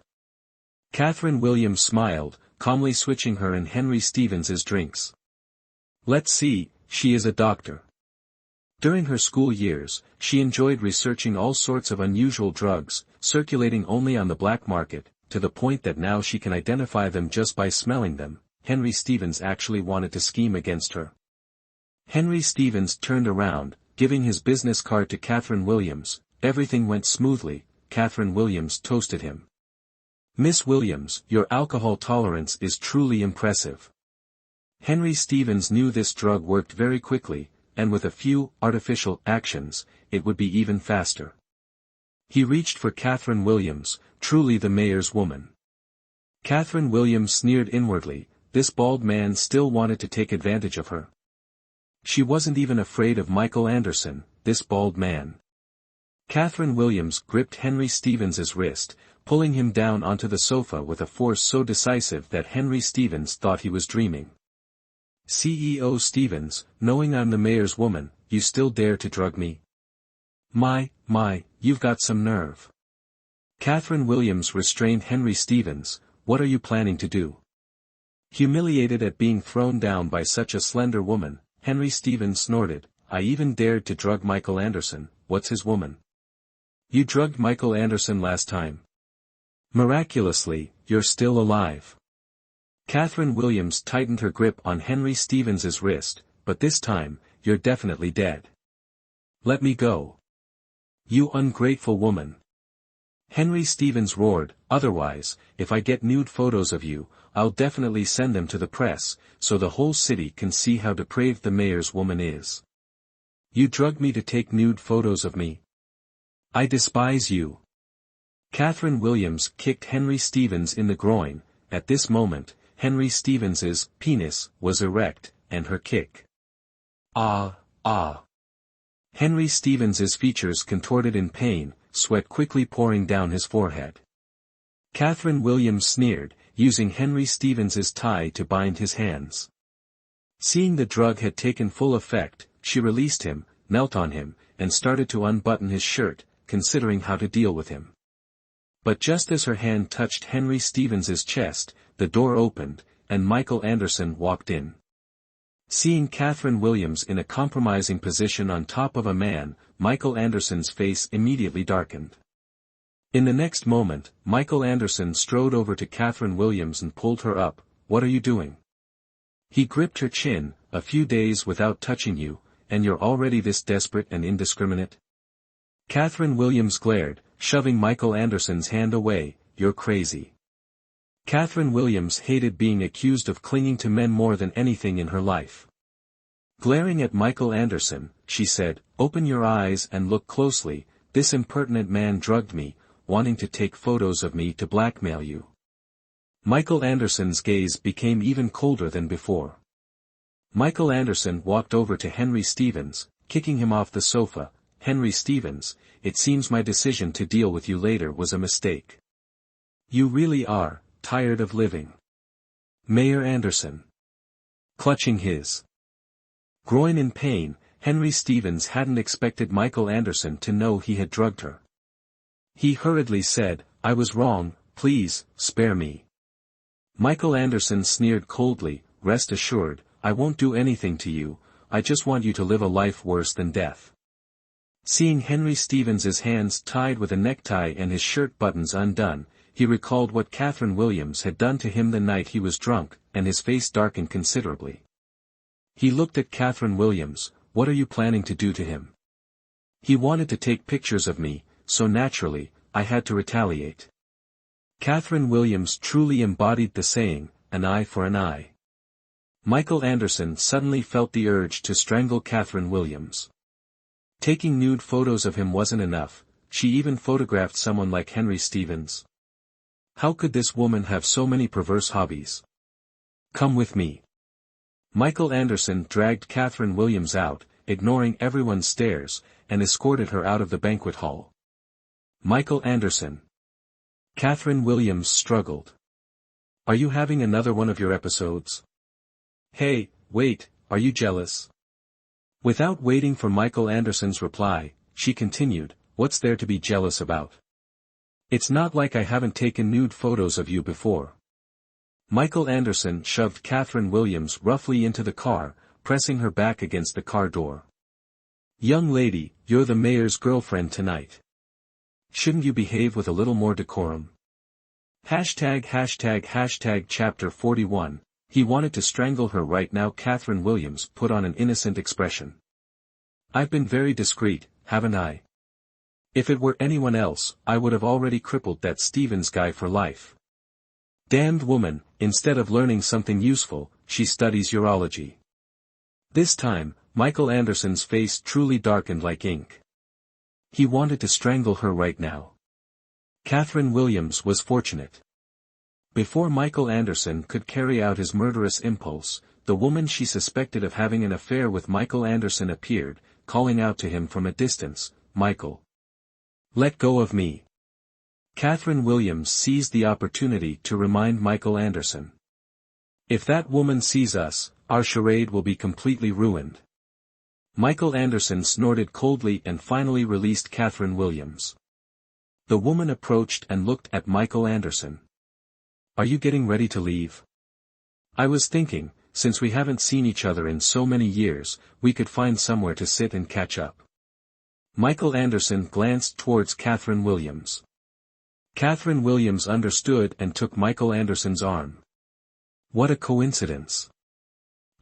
Miss, how should I address you?" "My surname is Chu, Anna Collins." "Oh, Miss Chu." Catherine Williams smiled. "What a coincidence, Michael and I have somewhere to be tonight. He's also quite busy lately, but he'll be free to catch up with you on our wedding day." The smile on Anna Collins's face stiffened. "Is that so? Then I won't disturb you. I'll be going now." She took a few steps, then suddenly turned back to ask Michael Anderson, "Michael, if I said I've come to my senses, would you be willing to repeat what you said to me 2 years ago on my birthday?" Catherine Williams felt annoyed. Damn it.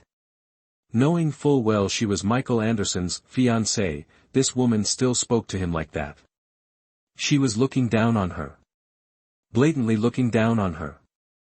If Michael Anderson also disregarded her, she would lose face today. She didn't want to lose face in front of this woman. Michael Anderson looked at Anna Collins and smiled. 2 years ago, what did I say to you? I understand. Disappointment was evident on Anna Collins's face as she turned towards her car, yet, unable to resist, she looked back. Michael, are you truly unwilling to grant me another opportunity? You are welcome to attend my wedding. Having spoken, Michael Anderson did not forget to cast a tender glance at Catherine Williams. Anna Collins gave a bitter laugh and got into her car. Catherine Williams pursed her lips. The situation between Michael Anderson and Anna Collins seemed more intriguing than she had imagined. What to do now? She desperately wanted to know the full story. Yet, she dared not ask Michael Anderson. After some deliberation, Catherine Williams could only inquire about the most curious aspect. She nudged Michael Anderson's arm. "Hey, what did you say to her? Tell me." Michael Anderson gestured towards the road with its swiftly moving traffic. "Can you go over there?" "Damn it." He casually suggests she die. To what extent did Michael Anderson resent her? Or, was it a topic Michael Anderson wished to avoid? Was his reaction merely a diversionary tactic? Thinking this, Catherine Williams became even more determined not to give up, pressing further. "She's your ex-girlfriend, isn't she?" Michael Anderson's expression darkened as he quickly boarded his car. Catherine Williams ran over, pulled open the passenger door, and jumped inside. "It's the ex-girlfriend." "Shut up. Go register our marriage, and I'll shut up." Catherine Williams grinned mischievously. "Otherwise, let me guess why you two broke up. Just looking at her, you can tell she's high maintenance. Surely, during intimate moments, she wanted to be on top, and you weren't content being under a woman. You two couldn't agree, so she dumped you. Wasn't it?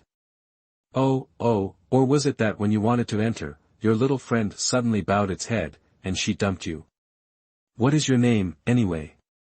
Michael Anderson only now realized, with considerable annoyance, that he didn't know this woman's name. Even insulting her proved difficult. "I told you to call me sister." Catherine Williams haughtily let out two humphs. "Want to know my name? It's not that complicated. Go register our marriage." "I'm thinking." "Don't make me think when I don't even want to think. Understand?" Catherine Williams feigned understanding, inwardly cursing, "You have no discerning eye. A beautiful woman comes to your doorstep with a child, wanting to be your wife, a buy one get one free deal, and you still need to think." After a moment's thought, Catherine Williams's eyes widened. "Michael Anderson, do you still have lingering feelings for that woman? That's not acceptable." Michael Anderson raised an eyebrow. "Why not?" "That's my prerogative. Because she wants to eat your leftovers. Can't you see? You just kissed me. If she were as twisted as you, she would have thrown me off the rooftop already. If you still have feelings for her, what am I supposed to do?" Catherine Williams exclaimed agitatedly. Michael Anderson looked at Catherine Williams with disgust, finally uttering the word "idiot," before starting the car and driving home. Catherine Williams suddenly remembered. "Michael Anderson, you've been drinking. You can't drive. Haven't you always wanted to die together with me? This is perfect." Michael Anderson appeared nonchalant. "Making excuses. It's clear you haven't forgotten her and are now embarrassed, so you want to commit suicide." Catherine Williams laughed triumphantly. Michael Anderson accelerated, this time truly desiring a shared destiny with Catherine Williams. Catherine Williams, gripping the seatbelt in fear, cursed inwardly, thinking, "If death is inevitable, perishing alongside the mayor will grant me posthumous fame." Unfortunately, however, they arrived home safely. Catherine Williams, her feet aching after hours in 10-centimeter heels, kicked off her shoes upon entering and headed for the bath.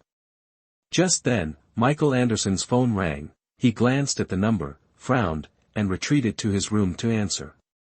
"Michael," a venerable voice emanated from the receiver, "I've heard the news. Is the young woman you mentioned this morning the same one you escorted to the wine reception today?" "Yes. It is she," Michael Anderson replied, gazing out the floor-to-ceiling window towards the garden. "I hear she's quite beautiful. Is this a serious relationship? When will you bring her to meet me? Otherwise, I'll arrange some blind dates for you." "Grandmother." Michael Anderson massaged his temples in exasperation. "Just give me a great-grandchild, and call me great-grandmother, and the matter is settled." The elderly woman's voice crackled with impatience. "You're 28, nearly 30. For years, your only close companion has been that Victor Anderson boy. What if he actually becomes my grandson-in-law one day? How can I not be anxious for you? You. Michael Anderson's thoughts drifted to Catherine Williams. Perhaps if she delivered the child she carried, his grandmother would relent. Grandmother, with so many people observing me today at your behest, surely someone witnessed me kissing my girlfriend. So, Victor won't become your grandson-in-law. Rest assured. And what about my great-grandchild? Michael Anderson raised an eyebrow. You already have a granddaughter-in-law. Can a great-grandchild be far behind? The call concluded amicably, and Michael Anderson, his spirits lifted, gathered his clothes and headed for the shower. After he turned 25, his grandmother began urging him to produce an heir. Seeing his lack of a partner, she resorted to a relentless campaign of arranged meetings. Now, at 28, his grandmother's composure had completely eroded, and she practically yearned to drag him down the aisle. Chapter 42, What are your thoughts? That morning, as he contemplated dismissing Catherine Williams, he received a call from his grandmother about another arranged meeting. An idea struck him: he could use Catherine Williams as a pretend girlfriend to deceive his grandmother and secure a few days of peace. However, he couldn't let Catherine Williams in on the scheme. Otherwise, this audacious woman would undoubtedly attempt to dominate him. Moreover, she carried the great-grandchild his grandmother so desperately craved. His decision to bring her along tonight was simply to allow his grandmother's spies to observe her, solidifying his grandmother's belief in his relationship. He wouldn't normally attend such a tedious wine reception. In another room, Catherine Williams, blissfully unaware of Michael Anderson's machinations, luxuriated in a warm bath. She pondered how much more effort it would take to persuade Michael Anderson to marry her. Had her actions tonight brought her a step closer to success? After careful consideration, Catherine Williams decided to maintain her current course. If all else failed, she could leverage the child. The reason for not utilizing the child presently is due to her unwillingness to confront the eventual revelation of the truth, a scenario in which Michael Anderson would. Yet, the contemplation of this eventual exposure and her subsequent departure evokes a subtle sense of remorse. Given their lack of prior acquaintance, predicated solely on his appropriation of her virginity, does exploiting him in this manner constitute an excessive measure? Catherine Williams swiftly ceased her internal conflict. Whom should one exploit if not an individual of Michael Anderson's wealth and influence? Extracting minor advantages from him likely holds negligible significance for him. The malevolent Catherine Williams resurfaced, attired in her nightgown, reclining upon her bed, and succumbing to untroubled slumber. Awakening the following morning, Catherine Williams experienced a renewed sense of tranquility, and during breakfast, she persisted in her inquiries regarding Michael Anderson's timeline for their marriage registration, given her exemplary performance the previous day. Further deliberation is required, Michael Anderson remarked indifferently. Should you persist in your contemplation, I shall seek out your former paramour and inform her of your enduring affection. Michael Anderson, given the considerable duration since your separation, your continued attachment to her represents a significant embarrassment, particularly considering your position as mayor of Guichao. You have already informed her of our impending nuptials. I possess the capacity to attribute that communication to a financially motivated fabrication on my part, Catherine Williams retorted, lest you forget, I retain the check bearing your signature. A definitive response will be provided within 3 days. Michael Anderson finally relented.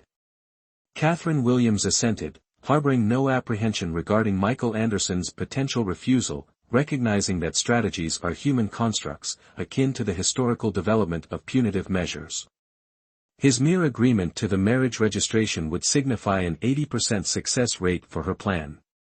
Following breakfast, Catherine Williams's decision to forego her hospital visit elicited a peculiar glance from Michael Anderson, to which she responded with a shrug, "Today is my designated day of rest. Refrain from interacting with my belongings." Understood. Catherine Williams pondered briefly, do you conceal a treasure map within this residence? Having finally attained a respite, I harbor no desire to meddle with your possessions. I require restorative sleep. Having spoken, Catherine Williams ascended the stairs, retreated to her chamber, and collapsed upon her bed. In truth, boredom prevailed. With the housekeeper having departed for the market, she lacked even a conversational companion. After a period of reclining upon her bed, Catherine Williams discerned the sound of a vehicle's ignition emanating from below, surmising Michael Anderson's departure, and subsequently. She retrieved her tablet and commenced her research into the acquisition of counterfeit passports exhibiting verisimilitude. Without the concealment afforded by a completely fabricated identity, she would remain perpetually ensnared within Nicholas Harper's grasp.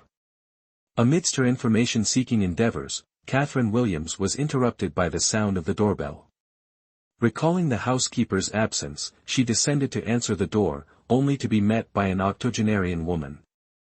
The octogenarian woman, her silver hair neatly arranged, adorned with vibrant jade earrings, impeccably dressed, clutched a handbag, her hands clasped before her abdomen, stood erect, exuding an aura of refinement. Most notably, the woman's countenance radiated a benevolent smile, evocative of a gentle spring breeze, imparting a sense of compassionate warmth that immediately endeared her to Catherine Williams. "It's just. Excuse me, may I ask who you're looking for?" Catherine Williams inquired, deeply suspicious. "Dear girl, you must be my Michael's girlfriend, aren't you?" Mrs. Anderson beamed, her eyes crinkling at the corners. "Just as they said, you're truly beautiful." Catherine Williams was stunned. The elderly woman had said, "My Michael." This meant she was Michael Anderson's grandmother. This much she understood. But what did the elderly woman mean by, "You must be my Michael's girlfriend"?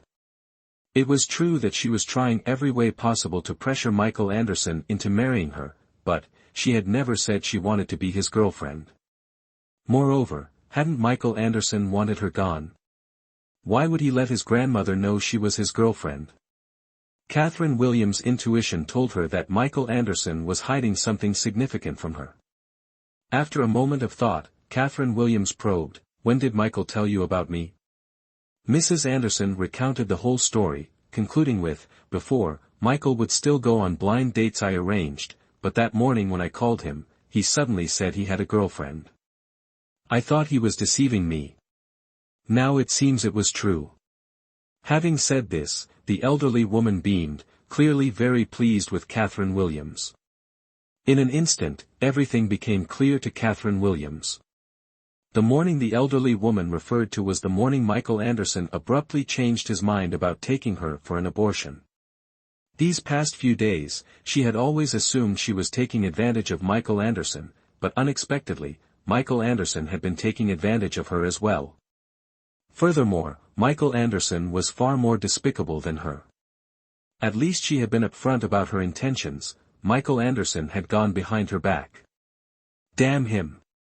He said he needed 3 days to think, but he was clearly being deliberate, intentionally preventing her from having a moment's peace. His grandmother was much more endearing than that scoundrel Michael Anderson. "Dear, what is your name?" Mrs. Anderson inquired. "My name is Catherine," Catherine Williams replied with a sweet smile, thinking to herself, "Michael Anderson, you're dead tonight."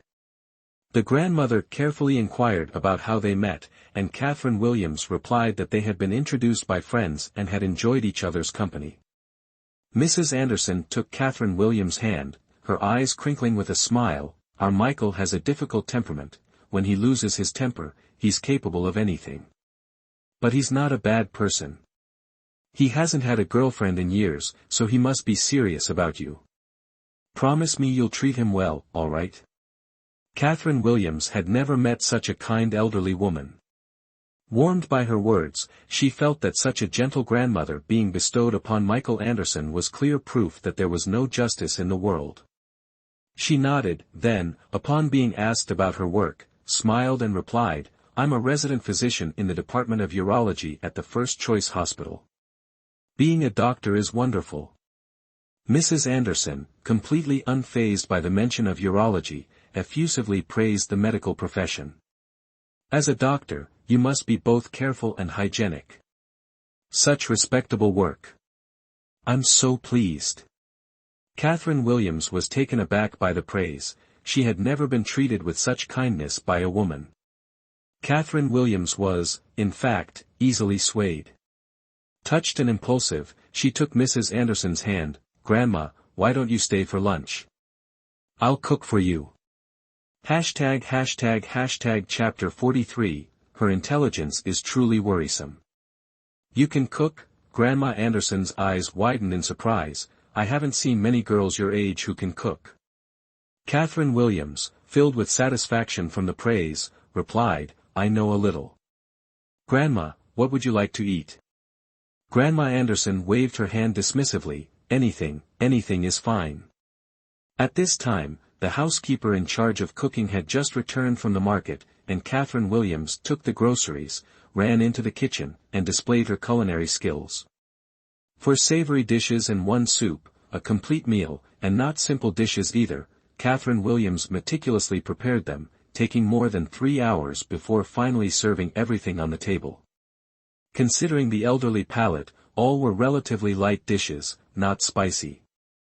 Grandma Anderson, upon seeing the dishes with their excellent color, aroma, and taste, became even more satisfied with Catherine Williams, continuously praising her, wishing she could immediately usher her and Michael Anderson down the aisle. Actually, Catherine Williams felt a bit unaccustomed, feeling that Grandma Anderson was very much like her closest relative. Grandma Anderson gave her a warm, familial feeling, and the feeling of being praised by a loved one. These were things she had never had the opportunity to experience from childhood to adulthood, for a very simple reason: she had no mother, having been raised by a nanny since childhood. Having such a grandmother in the family, Catherine Williams began to feel a little envious of Michael Anderson. At this moment, Catherine Williams remembered the matter of the baby. Grandma hadn't mentioned it, meaning, she didn't know. While eating and chatting with Grandma Anderson, Catherine Williams probed. Grandma Anderson, from beginning to end, did not mention any topic related to the baby, so she was certain that Michael Anderson had not yet told his grandmother. Thinking it over carefully, Catherine Williams quickly understood. Grandma Anderson was eager for Michael Anderson to get married. If she heard that a woman was carrying Michael Anderson's child, she would definitely go to see her. Thus, Michael Anderson's scheme would be exposed. Therefore, Michael Anderson did not tell his grandmother about her pregnancy. This brat, Michael Anderson, with his cunning schemes, probably didn't expect his grandmother's surprise visit.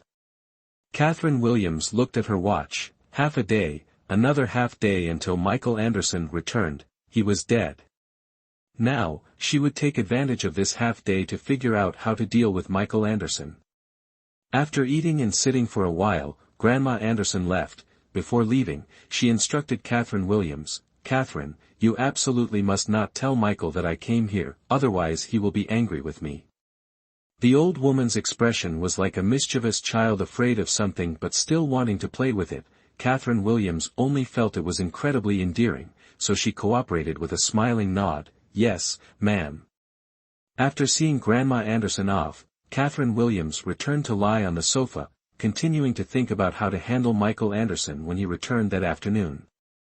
That bastard, deceiving her for so long, how could she not return the favor properly? Catherine Williams pondered all afternoon. Michael Anderson didn't return until late at night. Seeing Catherine Williams lying leisurely on the sofa, he didn't even bother to acknowledge her, just went straight upstairs. "Darling." Catherine Williams sat up, propped her hands on the armrest of the sofa, and looked at Michael Anderson on the stairs. "Coming back so late, were you having an affair? Or were you embezzling funds?" Repulsed by Catherine Williams's "I love you," Michael Anderson slowly turned, facing her. "What's wrong with you?" Catherine Williams blinked. "Nothing's wrong with me." "Then speak properly." Michael Anderson narrowed his eyes, a dangerous glint directed at Catherine Williams. "Otherwise, I'll assume you're seducing me." "What if I am seducing you?" Catherine Williams remained unafraid. prepared to expose Michael Anderson's deepest secret if necessary. "So, a few days without touching you, and you're starved, are you?" Catherine Williams nodded. "Darling, I'm so famished I'm not even picky anymore." Not one to lose control easily, Michael Anderson carefully observed Catherine Williams, searching for any inconsistencies. Yet, no matter how he looked, she seemed genuinely ravenous. Catherine Williams smirked, offering her most alluring smile, her gaze fixed on Michael Anderson, punctuated by occasional movements designed to weaken a man's resolve. However, Michael Anderson's self-control proved formidable. Even as Catherine Williams neared desperation, he remained motionless, watching her with amusement, as if anticipating her embarrassment. Patience exhausted, Catherine Williams crawled off the sofa and approached Michael Anderson. One hand casually rested on his shoulder, the other abruptly striking his groin. "If you still don't react, tomorrow I'll take you to the hospital and examine you myself. If that fails, I'll remove it for you." Gripping Catherine Williams's wrist, Michael Anderson demanded, "What are you trying to do?" He didn't believe her blatant seduction was without motive. "I want." Catherine Williams's voice dropped, soft, sultry, and seductive. "To sleep with you." With that, she kissed him, pushing him against the banister, and began undressing him. "Michael Anderson, act like a man. Damn it." Tonight, she was determined to set him ablaze with desire. In their close proximity, Michael Anderson could smell the faint scent of Catherine Williams's body wash. During their struggle, her bathrobe slipped, revealing most of her smooth, white shoulder and her slender, elegant neck.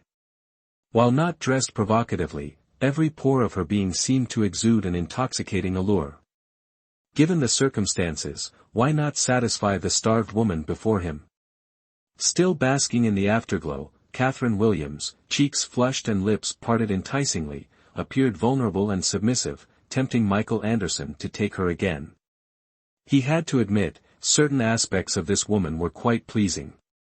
As Catherine Williams regained her senses, she glanced at Michael Anderson, his eyes filled with mischief. Hastily covering herself, she warned, "Michael Anderson, I'm warning you, don't try anything. You started it." Michael Anderson's perverse amusement seemed innate. Her evasiveness only fueled his desire. He pinned her down again without hesitation. "I think I should feed you properly. Get off." Catherine Williams scowled, glaring at Michael Anderson. Michael Anderson smirked, "You weren't like this a moment ago, girl. This is how this lady is now." Catherine Williams roared. "But I don't like you like this. Michael Anderson, someone is coming to the house this afternoon. Your family." Left with no other recourse, Catherine Williams resorted to her ultimate tactic, lest she be tormented to death by Michael Anderson. Michael Anderson narrowed his eyes, quickly grasping the situation. His grandmother must have arrived. Catherine Williams knew about his exploitation of her, yet instead of exposing him, she used this to threaten him, intending to coerce him into marrying her. This woman's intelligence is truly worrisome. "A word of advice, don't try to threaten me, you'll regret it," Michael Anderson warned Catherine Williams. Catherine Williams, however, was not one to be threatened. She retorted, "You told your grandmother I'm your girlfriend to avoid the blind dates she arranged. I, being magnanimous, won't quibble with you over this little matter. However, you seem to have neglected to inform your grandmother about my pregnancy. About that. I have her number, ##### Chapter 44, What a Strange Man, large." Michael Anderson stared fixedly at a certain point on Catherine Williams' body. "A mere B-cup, and you dare to boastfully claim it's large?" Catherine Williams gritted her teeth and yelled, "That's not the point." Damn it! Was he even listening to her? Michael Anderson replied, "Right now, I'm only concerned with my benefits. What I care about is the point." Michael Anderson, do you even understand what I'm saying? Catherine Williams frowned. "Do I need to repeat myself? I've figured out your scheme. And you feel proud of yourself? Michael Anderson countered. That's not the point either. The point is, this lady is threatening you. Understand? Catherine Williams was driven to the point of losing control. She genuinely wondered if Michael Anderson was even human. Michael Anderson suddenly laughed. Girl, it seems you still haven't grasped my words. I said, threaten me, and you'll regret it. He gripped Catherine Williams' chin. Before you contact my grandmother, I can make both you and the baby disappear. You shouldn't be telling me this. You should have told my grandmother directly about the pregnancy, then run away, waited for her to find me, and then reappeared. If your intelligence is insufficient, don't provoke me. So, still want to continue threatening me? The smile on Michael Anderson's lips was bone-chilling. In his 28 years of life, he had never been threatened by anyone. This woman truly didn't know the meaning of life and death. Catherine Williams closed her eyes, taking a deep breath. Michael Anderson, is there truly no one who can control you? I thought you'd already known that, Michael Anderson said, abruptly flipping Catherine Williams over. Pervert. Catherine Williams struggled. Get off. Michael Anderson, I won't let you get away with this. Michael Anderson chuckled, thrusting powerfully into Catherine Williams, his words laced with innuendo. Of course you won't let me get away with this. Pervert. Michael Anderson raised an eyebrow. If she insisted on calling him a pervert, then he couldn't help but give her a taste of what a true pervert was like. This was most certainly destined to be a long, arduous night. The city's lights gradually extinguished, and the land finally succumbed to a deep slumber. Time elapsed, and sunlight diffused from the horizon, awakening the world. Catherine Williams had forgotten how she drifted into sleep last night. This morning, as consciousness gradually returned, she only felt a throbbing ache in her lower back, as if she had been thoroughly beaten. Upon opening her eyes, the images of last night flooded her mind, and she pounded the bed in frustration. Before threatening Michael Anderson, she should have considered that the bastard wouldn't be subdued by any threats. Although she was reluctant to admit it, the act first, explain later approach he mentioned yesterday was indeed the most effective measure. Continuing to pound the bed, damn it. Sigh. A breath was suddenly heard beside her, followed by the man's slightly irritated voice, Miss, I tolerate you a little, and you immediately take a mile. Huh.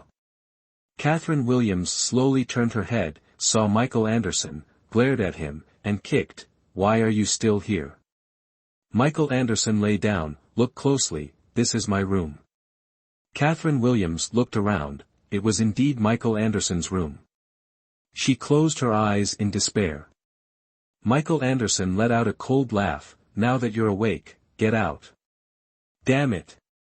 Has anyone ever seen such a man? Aside from his looks, there's nothing good about him, so vile that one wishes Ultraman were real and would come to obliterate him. Seeing that Catherine Williams hadn't moved, Michael Anderson narrowed his eyes. Or do you want to relive last night? A smart girl. Doesn't suffer immediate losses, endure.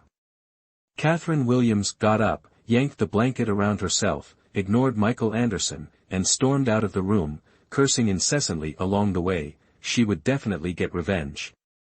The humiliation Michael Anderson inflicted upon her, she would reclaim from him, bit by bit. There would be a day when she would make Michael Anderson kneel and lick her feet.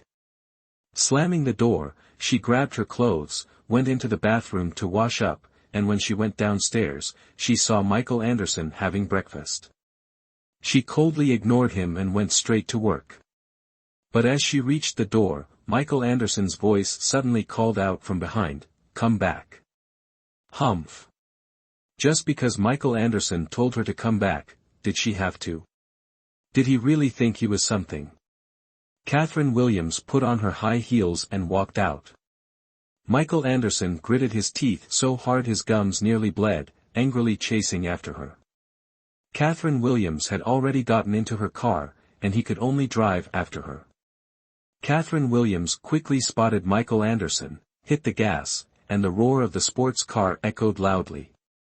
Michael Anderson scoffed and accelerated, pursuing her. The outcome of this car chase was almost a foregone conclusion. Catherine Williams was intercepted by Michael Anderson. Michael Anderson's car brazenly blocked Catherine Williams' path. Catherine Williams stuck her head out and yelled, "Do you even know how to drive? Do you think you're so great because you know how to drift and power slide?" Michael Anderson got out of the car, walked to Catherine Williams' car door, and looked down at her. "Dare to play racing games with me? Did you forget to start your brain when you woke up, or did you forget to bring your IQ out of the house?" Catherine Williams was speechless, rolling her eyes. "My intelligence is none of your concern. What do you want?"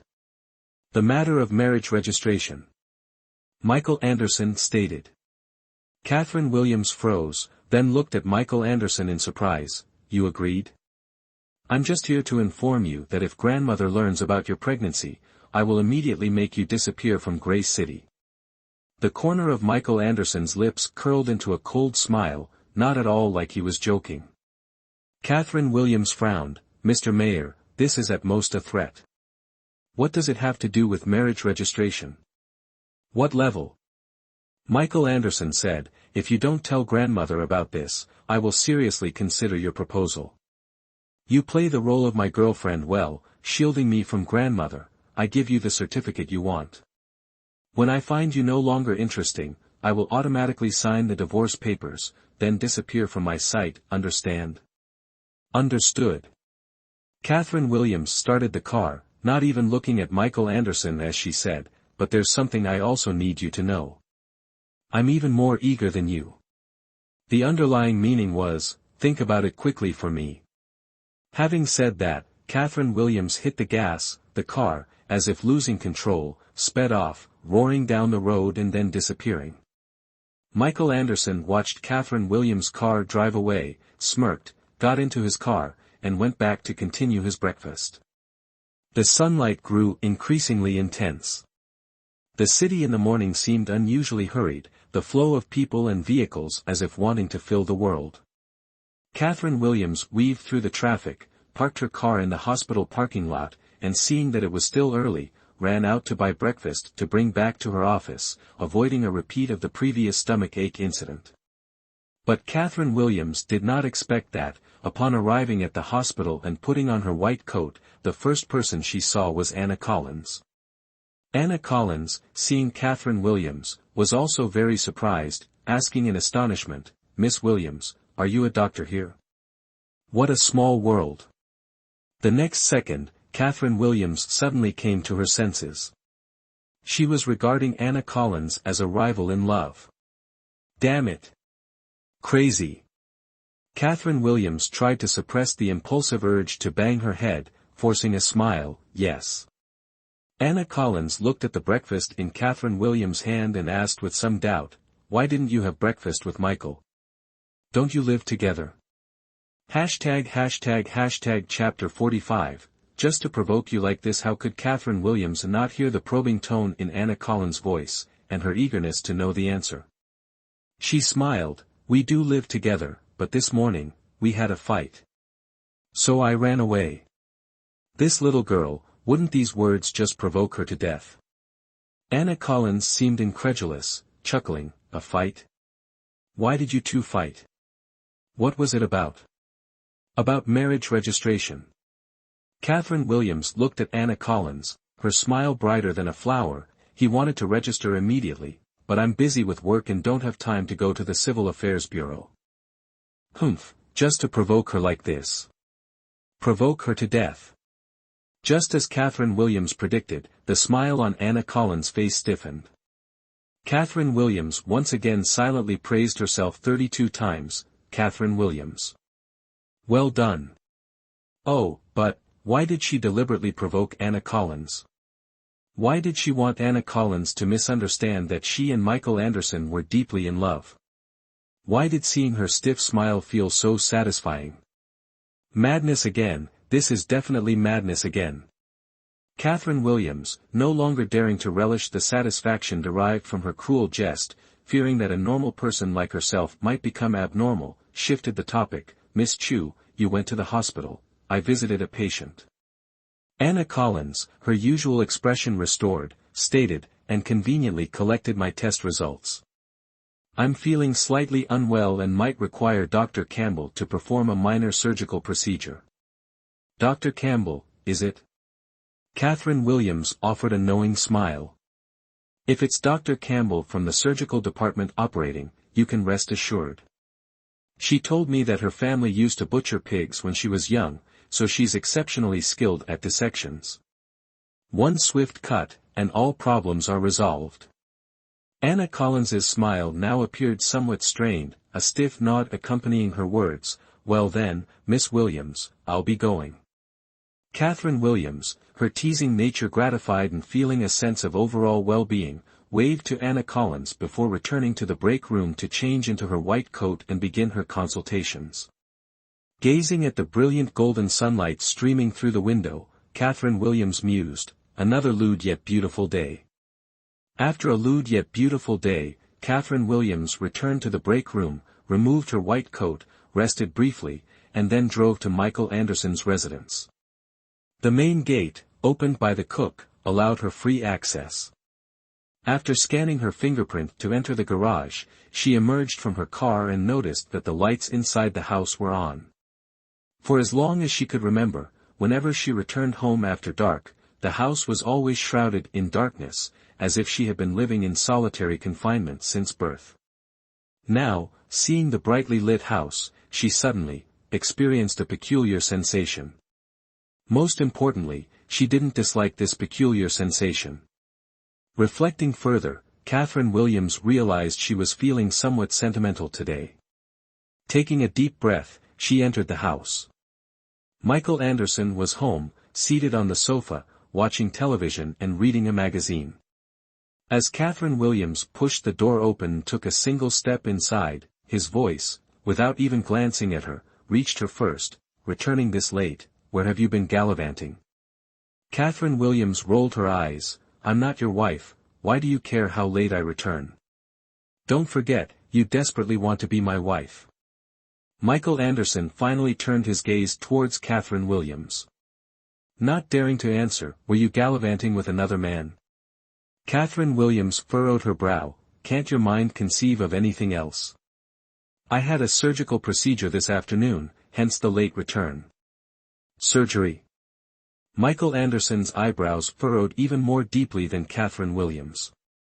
If he recalled correctly, Catherine Williams was a female urologist who enjoyed teasing male patients and took particular pleasure in cutting them. The mere thought of a man lying bare-chested beneath Catherine Williams's gaze, her hands working on his body, sent Michael Anderson's blood rushing to his head, a tightness constricting his chest. Discomfort churning within him, Michael Anderson spoke sarcastically. Catherine Williams, you're quite delighted, aren't you? Which part of which man did you cut today? Catherine Williams pondered for a moment, then suddenly smiled. I castrated him. Now you know where I cut, don't you? If you're still unsure, I wouldn't mind demonstrating the answer with practical action. Michael Anderson's face instantly darkened.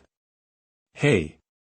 Michael Anderson called out to Catherine Williams, who was about to go eat. If you want to marry me, you'll have to change your profession. Even if their marriage was merely a transaction, he couldn't tolerate the thought of his nominal wife constantly interacting with strange men, discussing matters that shouldn't be disclosed. My entire life's work resides within the hospital's walls.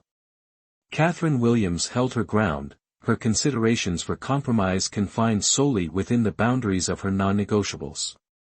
Is a conventional occupation beyond your capabilities? Michael Anderson inquired. What's so unconventional about my profession? At the very least, I can refrain from surgical procedures in the future. Catherine Williams paused, a sudden recollection surfacing. Speaking of surgery, Chu, or rather, your former girlfriend, has a hospital appointment, potentially requiring a surgical intervention. Michael Anderson furrowed his brow. What relevance does this hold for me? Merely informing you. Catherine Williams's words trailed off as she abruptly approached, scrutinizing Michael Anderson. Your composed demeanor, is it a facade or genuine? You wouldn't, as depicted in novels, feign indifference now, only to surreptitiously appear at the hospital during her surgery, would you? Michael Anderson, baffled by Catherine Williams's unfounded speculations, responded with a sardonic chuckle. If I were to surreptitiously appear at the hospital, my sole purpose would be your assassination. It's best you refrain from fulfilling my conjecture. Catherine Williams, dismissing Michael Anderson's flippant remark, issued a warning. Michael Anderson, it's not that I forbid any interaction between you and Anna Collins. Rather, until our matters are resolved, you cannot engage in any interaction with her. And if I do? Michael Anderson, intrigued, awaited Catherine Williams's response. And if you do? Catherine Williams scoffed twice. The hospital is under my jurisdiction. The underlying message, your ex-girlfriend is in my hands. Tread carefully, young man. Michael Anderson feigned indifference. As you wish, it's of no concern to me. Catherine Williams gazed at Michael Anderson's strikingly handsome features, her hands clenching involuntarily. Truly, not a shred of concern. Does your intellect necessitate repetition for comprehension? Michael Anderson's composure finally wavered. Further nonsense and I'll eliminate you on the spot. TSK. Catherine Williams straightened, muttering as she headed towards the dining area, how utterly heartless. Despite her mutterings, only Catherine Williams knew the subtle undercurrent of a certain delight within her. Yet, a perplexing element troubled Catherine Williams. She remained utterly oblivious to the source of her amusement. She couldn't fathom why Michael Anderson's indifference towards Anna Collins should evoke any joy within her. As sleep enveloped her, Catherine Williams, clutching her blanket, pondered, should I schedule a neurological examination tomorrow? After all, as a hospital employee, I'm entitled to a discounted rate, it wouldn't be exorbitant. Harboring this peculiar sentiment, Catherine Williams greeted the following day. The subsequent day, morning. Michael Anderson and Catherine Williams, adhering to their established morning ritual, engaged in a spirited exchange of verbal sparring, before departing for their respective workplaces. Upon parking, Catherine Williams encountered the head of surgery. Their usual interactions were limited, yet today, upon seeing her, he approached with an unusual eagerness. Hashtag Chapter 46, Observers, Eliminate Without Mercy. Catherine. The head of surgery beamed, his expression akin to a bee discovering nectar. Are you acquainted with Miss Chu of the Chu Corporation? Catherine Williams, initially prepared to deny any acquaintance, recalled Anna Collins and nodded. Yes, I am. Why do you ask? Yesterday, she engaged in a conversation with me regarding you. The head of surgery stated. Catherine Williams' scalp tightened. Dean Campbell, what did you tell her about me? She questioned, suspecting Anna Collins' distrust of her relationship with Michael Anderson, searching for vulnerabilities between them. Oh, nothing much, just about your work situation, then your boyfriend, your friends. As Dean Campbell continued, the smile on Catherine Williams' lips gradually faded. Catherine Williams knew that someone like Anna Collins was absolutely not a simple person, her intelligence certainly not low. Now that Dean Campbell had revealed everything about her, had Anna Collins detected the vulnerabilities between her and Michael Anderson? Damn it! If Anna Collins truly found a vulnerability, how could she patch it? Use antivirus software. Catherine Williams was restless and worried all day. She herself didn't understand why she didn't want her relationship with Michael Anderson exposed by Anna Collins. Or rather, she didn't want Anna Collins to harbor any hope from Michael Anderson. Why? The reason was simple, she had chosen Michael Anderson as her support. So Michael Anderson was hers, whoever dared to approach, whoever dared to fantasize, would be eliminated. Perhaps, her reluctance to have the fake lover relationship between herself and Michael Anderson exposed by Anna Collins was also for this reason, wasn't it? Thinking it through this way, Catherine Williams felt like a heavy stone had been lifted from her heart, her whole body relaxed. Catherine Williams' good mood persisted until she arrived at Michael Anderson's house. When she arrived, Michael Anderson hadn't returned yet. She sat alone on the sofa, flipping through magazines boredly. A moment later, the doorbell rang. The housekeeper was cooking in the kitchen. Catherine Williams ran to open the door. But Catherine Williams didn't expect the person standing outside to be Anna Collins. Anna Collins' expression made Catherine Williams think of 4 words: harboring malicious intentions. It seemed Anna Collins had indeed discovered the vulnerabilities between her and Michael Anderson, probably coming to expose her, right? Well, she wouldn't be polite either. Pressing the button to open the main gate, Catherine Williams crossed her arms, looking directly into Anna Collins' eyes. In the depths of Catherine Williams' eyes was a calmness without fear, even carrying a hint of a faint smile. In Anna Collins' eyes was a deep resentment. Their gazes locked like this, a contest to see whose psychology was stronger. Catherine Williams had grown up in a complex environment since childhood. The dangerous situations she had experienced were definitely more numerous than those of Anna Collins, this young lady from the medical field. In terms of psychology, Anna Collins was naturally no match for her. Finally, Anna Collins spoke first, asking with a laugh, "Miss Williams, aren't you going to invite me in?" "Oh, that's not right, I don't need your invitation, and you don't have the right to invite me. You're not the mistress of this house." As soon as her voice fell, Anna Collins tried to walk in. "Wait a minute." Catherine Williams calmly blocked Anna Collins' path.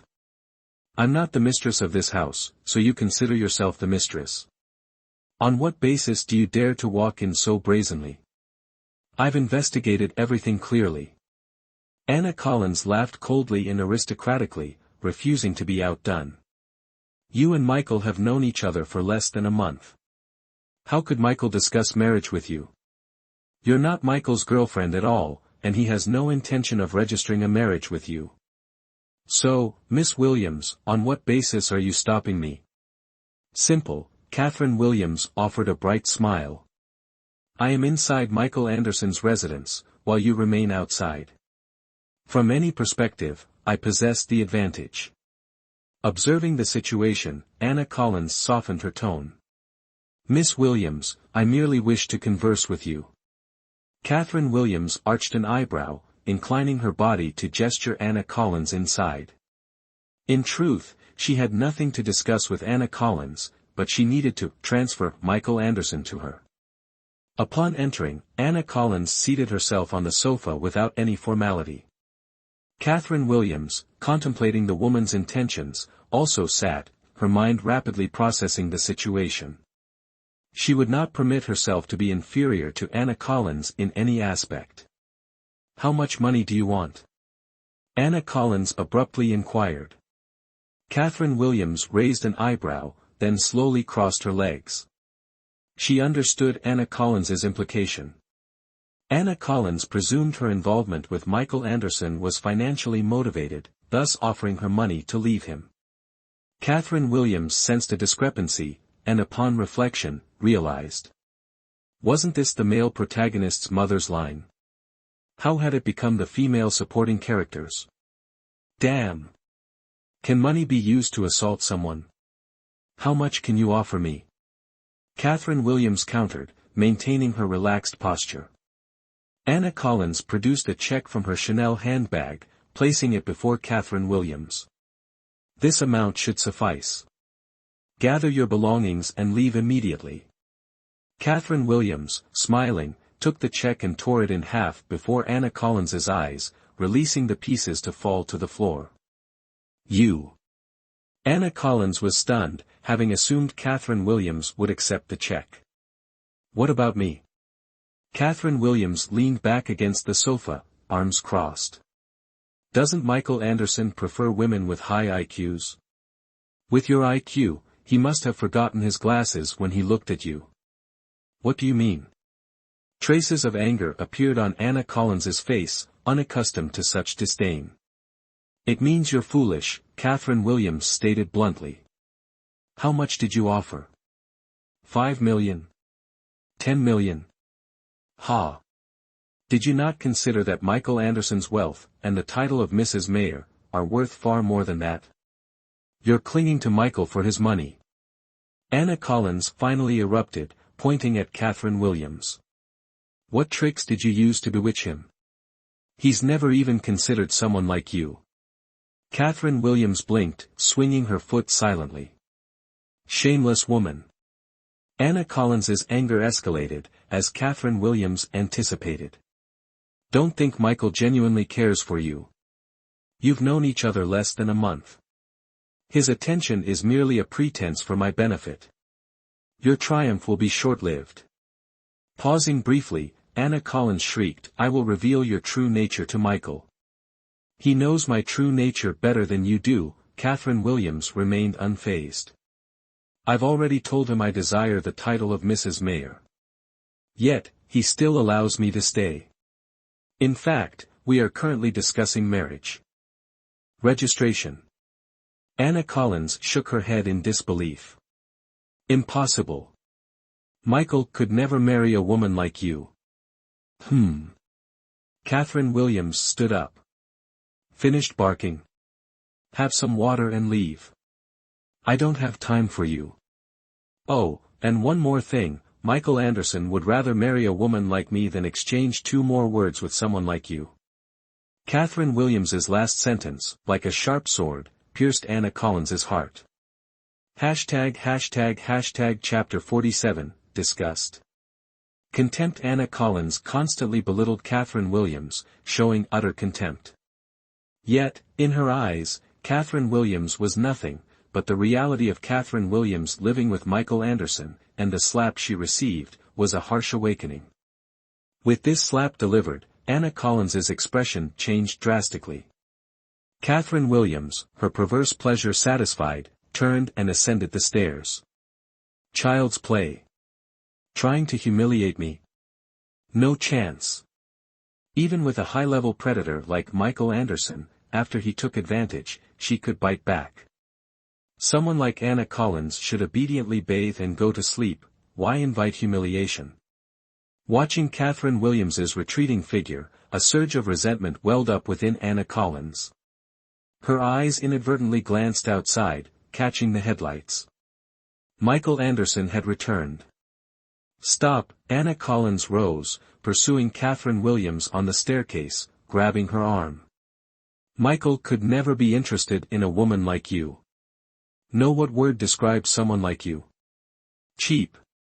A concise phrase, a sparrow wanting to become a phoenix. Delusions of grandeur. Catherine Williams didn't turn around, but Anna Collins's words ignited a fury within her.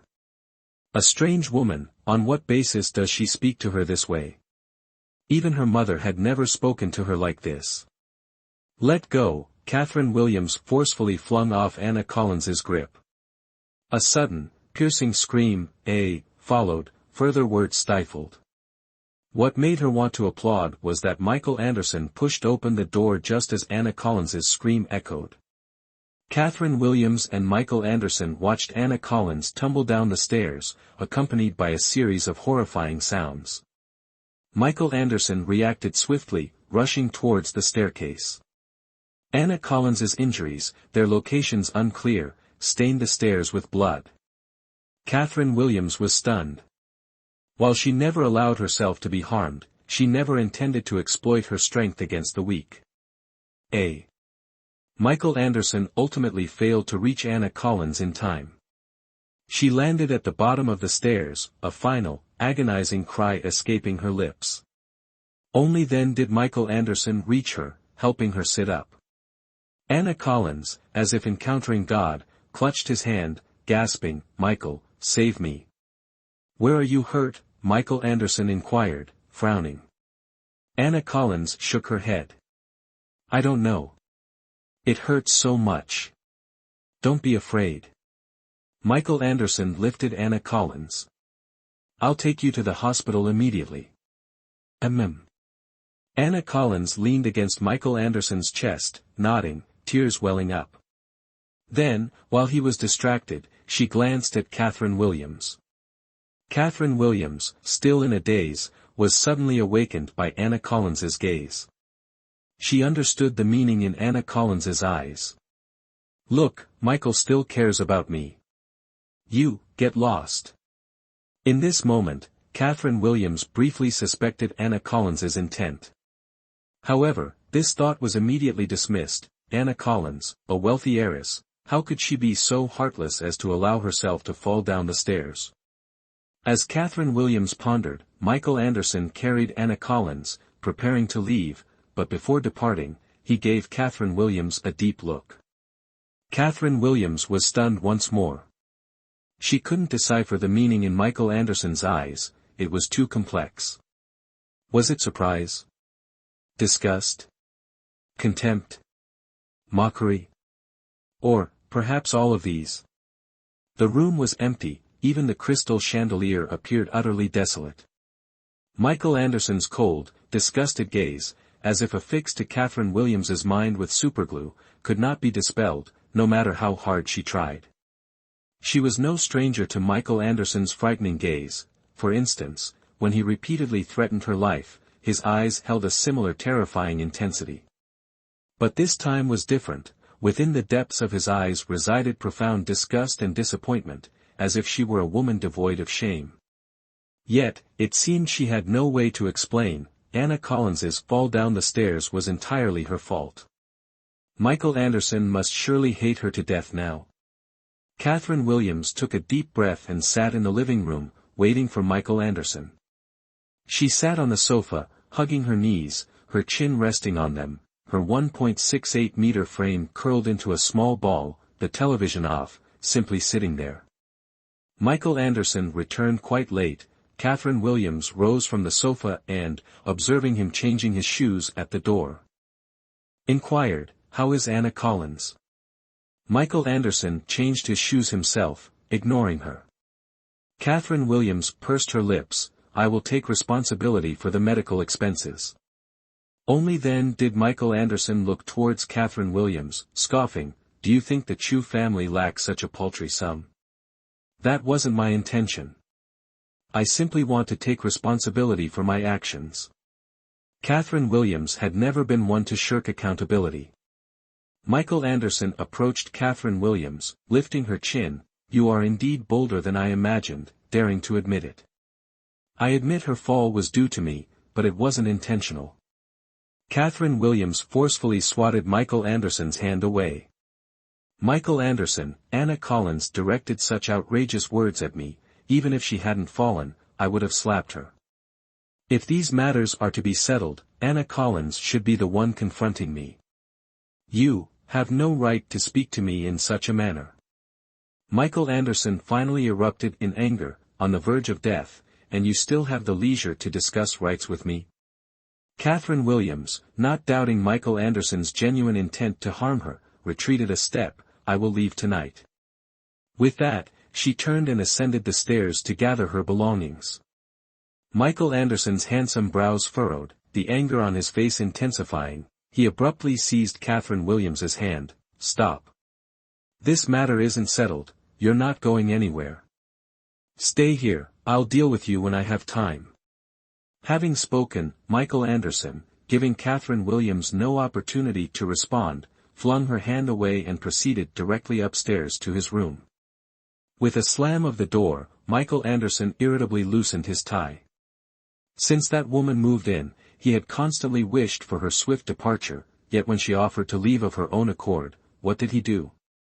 What on earth was he doing just now? Frustration, like vines coiling around a tree and ascending, constricted Michael Anderson's breath. He entered the bathroom, turned on the shower, and let the cold water cascade down. He closed his eyes, standing motionless beneath the stream, attempting to regain his composure. Unable to find peace was Catherine Williams as well. After Michael Anderson went upstairs, Catherine Williams also returned to her room, where she lay sprawled on the bed, staring blankly at the ceiling. In her 24 years of life, this was the first time she had unintentionally injured someone. Although she had never been one to suffer losses, she had also never intended to take advantage of others. Anna Collins's fall down the stairs carried an undeniable responsibility for her, regardless of the extent of Anna Collins's hurtful words. The most significant factor was Michael Anderson's gaze directed at her. Disturbed by a multitude of strange emotions, Catherine Williams slept poorly. The following day, she awoke early and, to avoid encountering Michael Anderson, went to the hospital without breakfast. Following the roar of the sports car's departure, the house settled back into silence. At precisely 7 a.m., Michael Anderson opened his eyes, performed his usual routine of washing and dressing, and descended the stairs, only to find Catherine Williams absent. He frowned, inquiring of the housekeeper, "Mrs. Bethy, where is that woman?" Mrs. Bethy shook her head. "Miss Williams? I haven't seen her since early this morning." Chapter 48, The Successful Scheme. All right. Michael Anderson turned and ascended the stairs, directly pushing open Catherine Williams's door. Observing some of her belongings still on the table, he then went back downstairs. During breakfast, Michael Anderson, suddenly recalling something, called Mrs. Bethy over and asked, "Did Anna and that woman argue yesterday?" Catherine Williams had mentioned Anna Collins's excessively harsh words. Although he had feigned indifference, he still desired to know their content. "I was cooking in the kitchen at the time, I'm not entirely clear about the situation," Mrs. Bethy replied. Having received no useful information, Michael Anderson did not inquire further, simply nodding. "You may return to your work." Concurrently, at the hospital, Catherine Williams, carrying breakfast into the hospital, encountered Dr. Campbell from the surgical department. Dr. Campbell enthusiastically informed Catherine Williams, "Miss Chu has been admitted due to an injury. It seems she fell down the stairs. The injuries aren't too severe, a minor fracture and some scrapes and bruises. Would you like to visit her?" Catherine Williams, surprised that Michael Anderson had brought Anna Collins to this hospital, after inquiring about Anna Collins's condition from Dr. Campbell and learning that there would be no permanent effects, returned to her office. She couldn't help but wonder what Dr. Campbell's reaction would be if she revealed that she had pushed Anna Collins down the stairs. However, should she visit Anna Collins to clarify yesterday's events? She still felt that Anna Collins's smile yesterday had been strangely unsettling, as if a scheme had come to fruition. Working while simultaneously hesitating, by lunchtime, Catherine Williams's feet involuntarily carried her towards the inpatient ward. After inquiring with a nurse about Anna Collins's room, Catherine Williams gradually approached. Just as she was about to knock, Anna Collins's voice suddenly emanated from within, "I don't know either."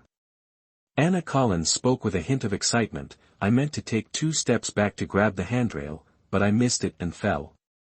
But it's all for the best. Doesn't this make Michael appear more genuine? Now, he'll definitely hesitate before deciding whether to marry that woman." Catherine Williams could only think of 2 words, "Oh, God." Like a small monster resurrected in an instant, Catherine Williams kicked open the hospital room door and stormed in. A startled woman rushed to stop her, but Catherine, enraged, flung the woman's hand aside and advanced towards Anna Collins. "You did this on purpose, didn't you?" A cold smile played on Catherine Williams' lips. "You knew Michael Anderson was back, and you wanted to create the illusion that I pushed you down the stairs for him to see. A wonderful performance, pity your acting skills aren't up to par. Damn it. Why didn't this bitch end up paralyzed?" Exposed, Anna Collins' face darkened. She looked at Catherine Williams for a moment, then, perhaps feeling there was nothing left to hide, admitted frankly, "Acting skills not up to par." Michael believed it completely. "He witnessed your vicious nature firsthand. You haven't seen my most vicious side yet." With these words, Catherine Williams left the hospital room. Catherine Williams strode away, her steps swift and determined. How could she be so foolish? How could she believe that Anna Collins wouldn't harm herself? For Michael Anderson, this woman was capable of anything. Michael Anderson actually wanted to settle the score with her. She even offered to take responsibility. Damn it. Settle the score, my ass. Take responsibility, my foot. Catherine Williams' inner turmoil raged on until the end of the workday and still hadn't subsided by the time she arrived at Michael Anderson's house. Michael Anderson was already home. He had just hung up the phone with Anna Collins when he heard Catherine Williams arrive. Recalling their conversation, his face immediately hardened, and he stared coldly at Catherine Williams as she entered. Already irritated, Catherine Williams exploded at his look. "What are you staring at?" she yelled. Michael Anderson, surprised by her defiance, responded icily, "Did you go see Anna today?" "So what if I did?" Catherine Williams lifted her chin, meeting his gaze directly. Damn it. If she hadn't gone to see Anna Collins, she'd probably still be feeling guilty. "Did you threaten her?" Michael Anderson sneered, stepping closer to Catherine Williams. "You said I haven't seen your most vicious side, He gripped her chin. "Let me see just how vicious you can be. Do you believe what Anna Collins said?" Catherine Williams asked. "Or do you think I should believe you?" Michael Anderson's eyes filled with mockery, as if trusting Catherine Williams was the most foolish thing in the world. "You have crossed the line." His expression darkened, and his grip tightened. "Don't think that just because you're pregnant, I won't kill you." Catherine Williams felt her heart plummet into an abyss. Michael Anderson wanted to kill her. For a woman full of lies. Damn it. Before that happens, I'll kill him first. You have crossed my boundaries. Catherine Williams pushed Michael Anderson's hand away. "Michael Anderson, do not forget, Anna Collins is currently hospitalized. The hospital is my territory." "Your territory? I ask you, is the hospital not in Gray City?" "And Gray City, whose territory is it?" Michael Anderson sneered. "If you dare to do anything to Anna, do you believe I'll kill you?" "I do." Catherine Williams smiled. "But do you understand medicine? If I were to truly do something, would you even know?" Michael Anderson's grip on her chin tightened abruptly, his knuckles white, as if he intended to crush it. The pain was intense, but Catherine Williams gritted her teeth, refusing to cry out. Michael Anderson, observing Catherine Williams's stubbornness, grew more irritated, his grip intensifying. Still, she remained silent, her expression defiant. The struggle continued, neither yielding. Catherine Williams taunted him, "Go ahead, kill me." "Michael Anderson, if you let go, you're not a man." Michael Anderson released Catherine Williams with a shove. She stumbled backward, but before she could speak, he turned and ascended the stairs. Watching his retreating figure, a wave of resentment washed over Catherine Williams. "Stop!" Catherine Williams pursued him, intercepting him at his door. "Michael Anderson, what if I told you Anna Collins is deceiving you?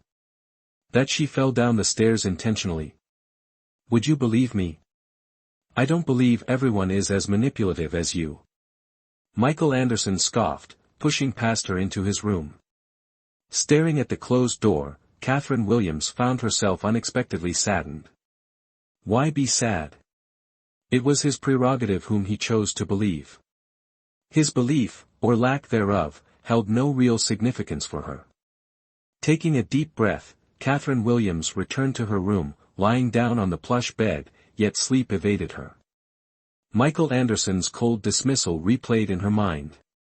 Another sleepless night. Restlessly tossing and turning, Catherine Williams began to seriously contemplate the entire situation, her relationship with Michael Anderson. Chapter 49, I don't need this anymore. Their relationship had been a twisted coincidence. A chance encounter, a mutual exploitation, a near agreement, and now, the reappearance of his former lover. Michael Anderson had once cared for this woman, otherwise, he wouldn't be so resistant to her explanation. If this continued, the probability of their reconciliation was 100%. What would become of her then? An obstacle to their reunion? He would undoubtedly discard her without hesitation, this obstacle, perhaps even bury her to be rid of her completely. Their agreement was unattainable, so why remain, passively awaiting her fate? With this realization, Catherine Williams sprang from the bed and began packing. She worked quickly. Within 15 minutes, her belongings were stowed in her suitcase. Changing her clothes, she dragged the suitcase downstairs, ready to leave. The rolling of Catherine Williams's suitcase wheels across the wooden floor resonated, transmitting the sound into Michael Anderson's room and striking his eardrum. Lying awake in bed, Michael Anderson, upon hearing such a distinct sound, threw back the covers and hurried out in pursuit. He observed Catherine Williams descending the staircase, making her way outside. A surge of anger coursed through Michael Anderson, the intensity causing the veins on his forehead to throb. He swiftly descended the stairs and seized Catherine Williams's arm. Catherine Williams, eager to depart and irritated by being restrained, attempted to wrench her arm free from Michael Anderson's grasp. "Release me. You intend to leave?" Michael Anderson, experiencing an unprecedented level of fury, his eyes blazing, yet maintained a chillingly somber expression that evoked both fear and coldness. Unintimidated, Catherine Williams responded with a chilling laugh, "I intend to leave. What do you propose to do about it?" "I cautioned you against leaving before this matter is resolved," Michael Anderson stated, pausing before bellowing, "Who granted you permission to leave?" He added under his breath, "Attempting to leave in the dead of night, damn it. Who dares to prevent my departure?" Catherine Williams retorted. "Michael Anderson, I, too, have warned you. Do not touch me. Let go. I demand to leave this wretched place."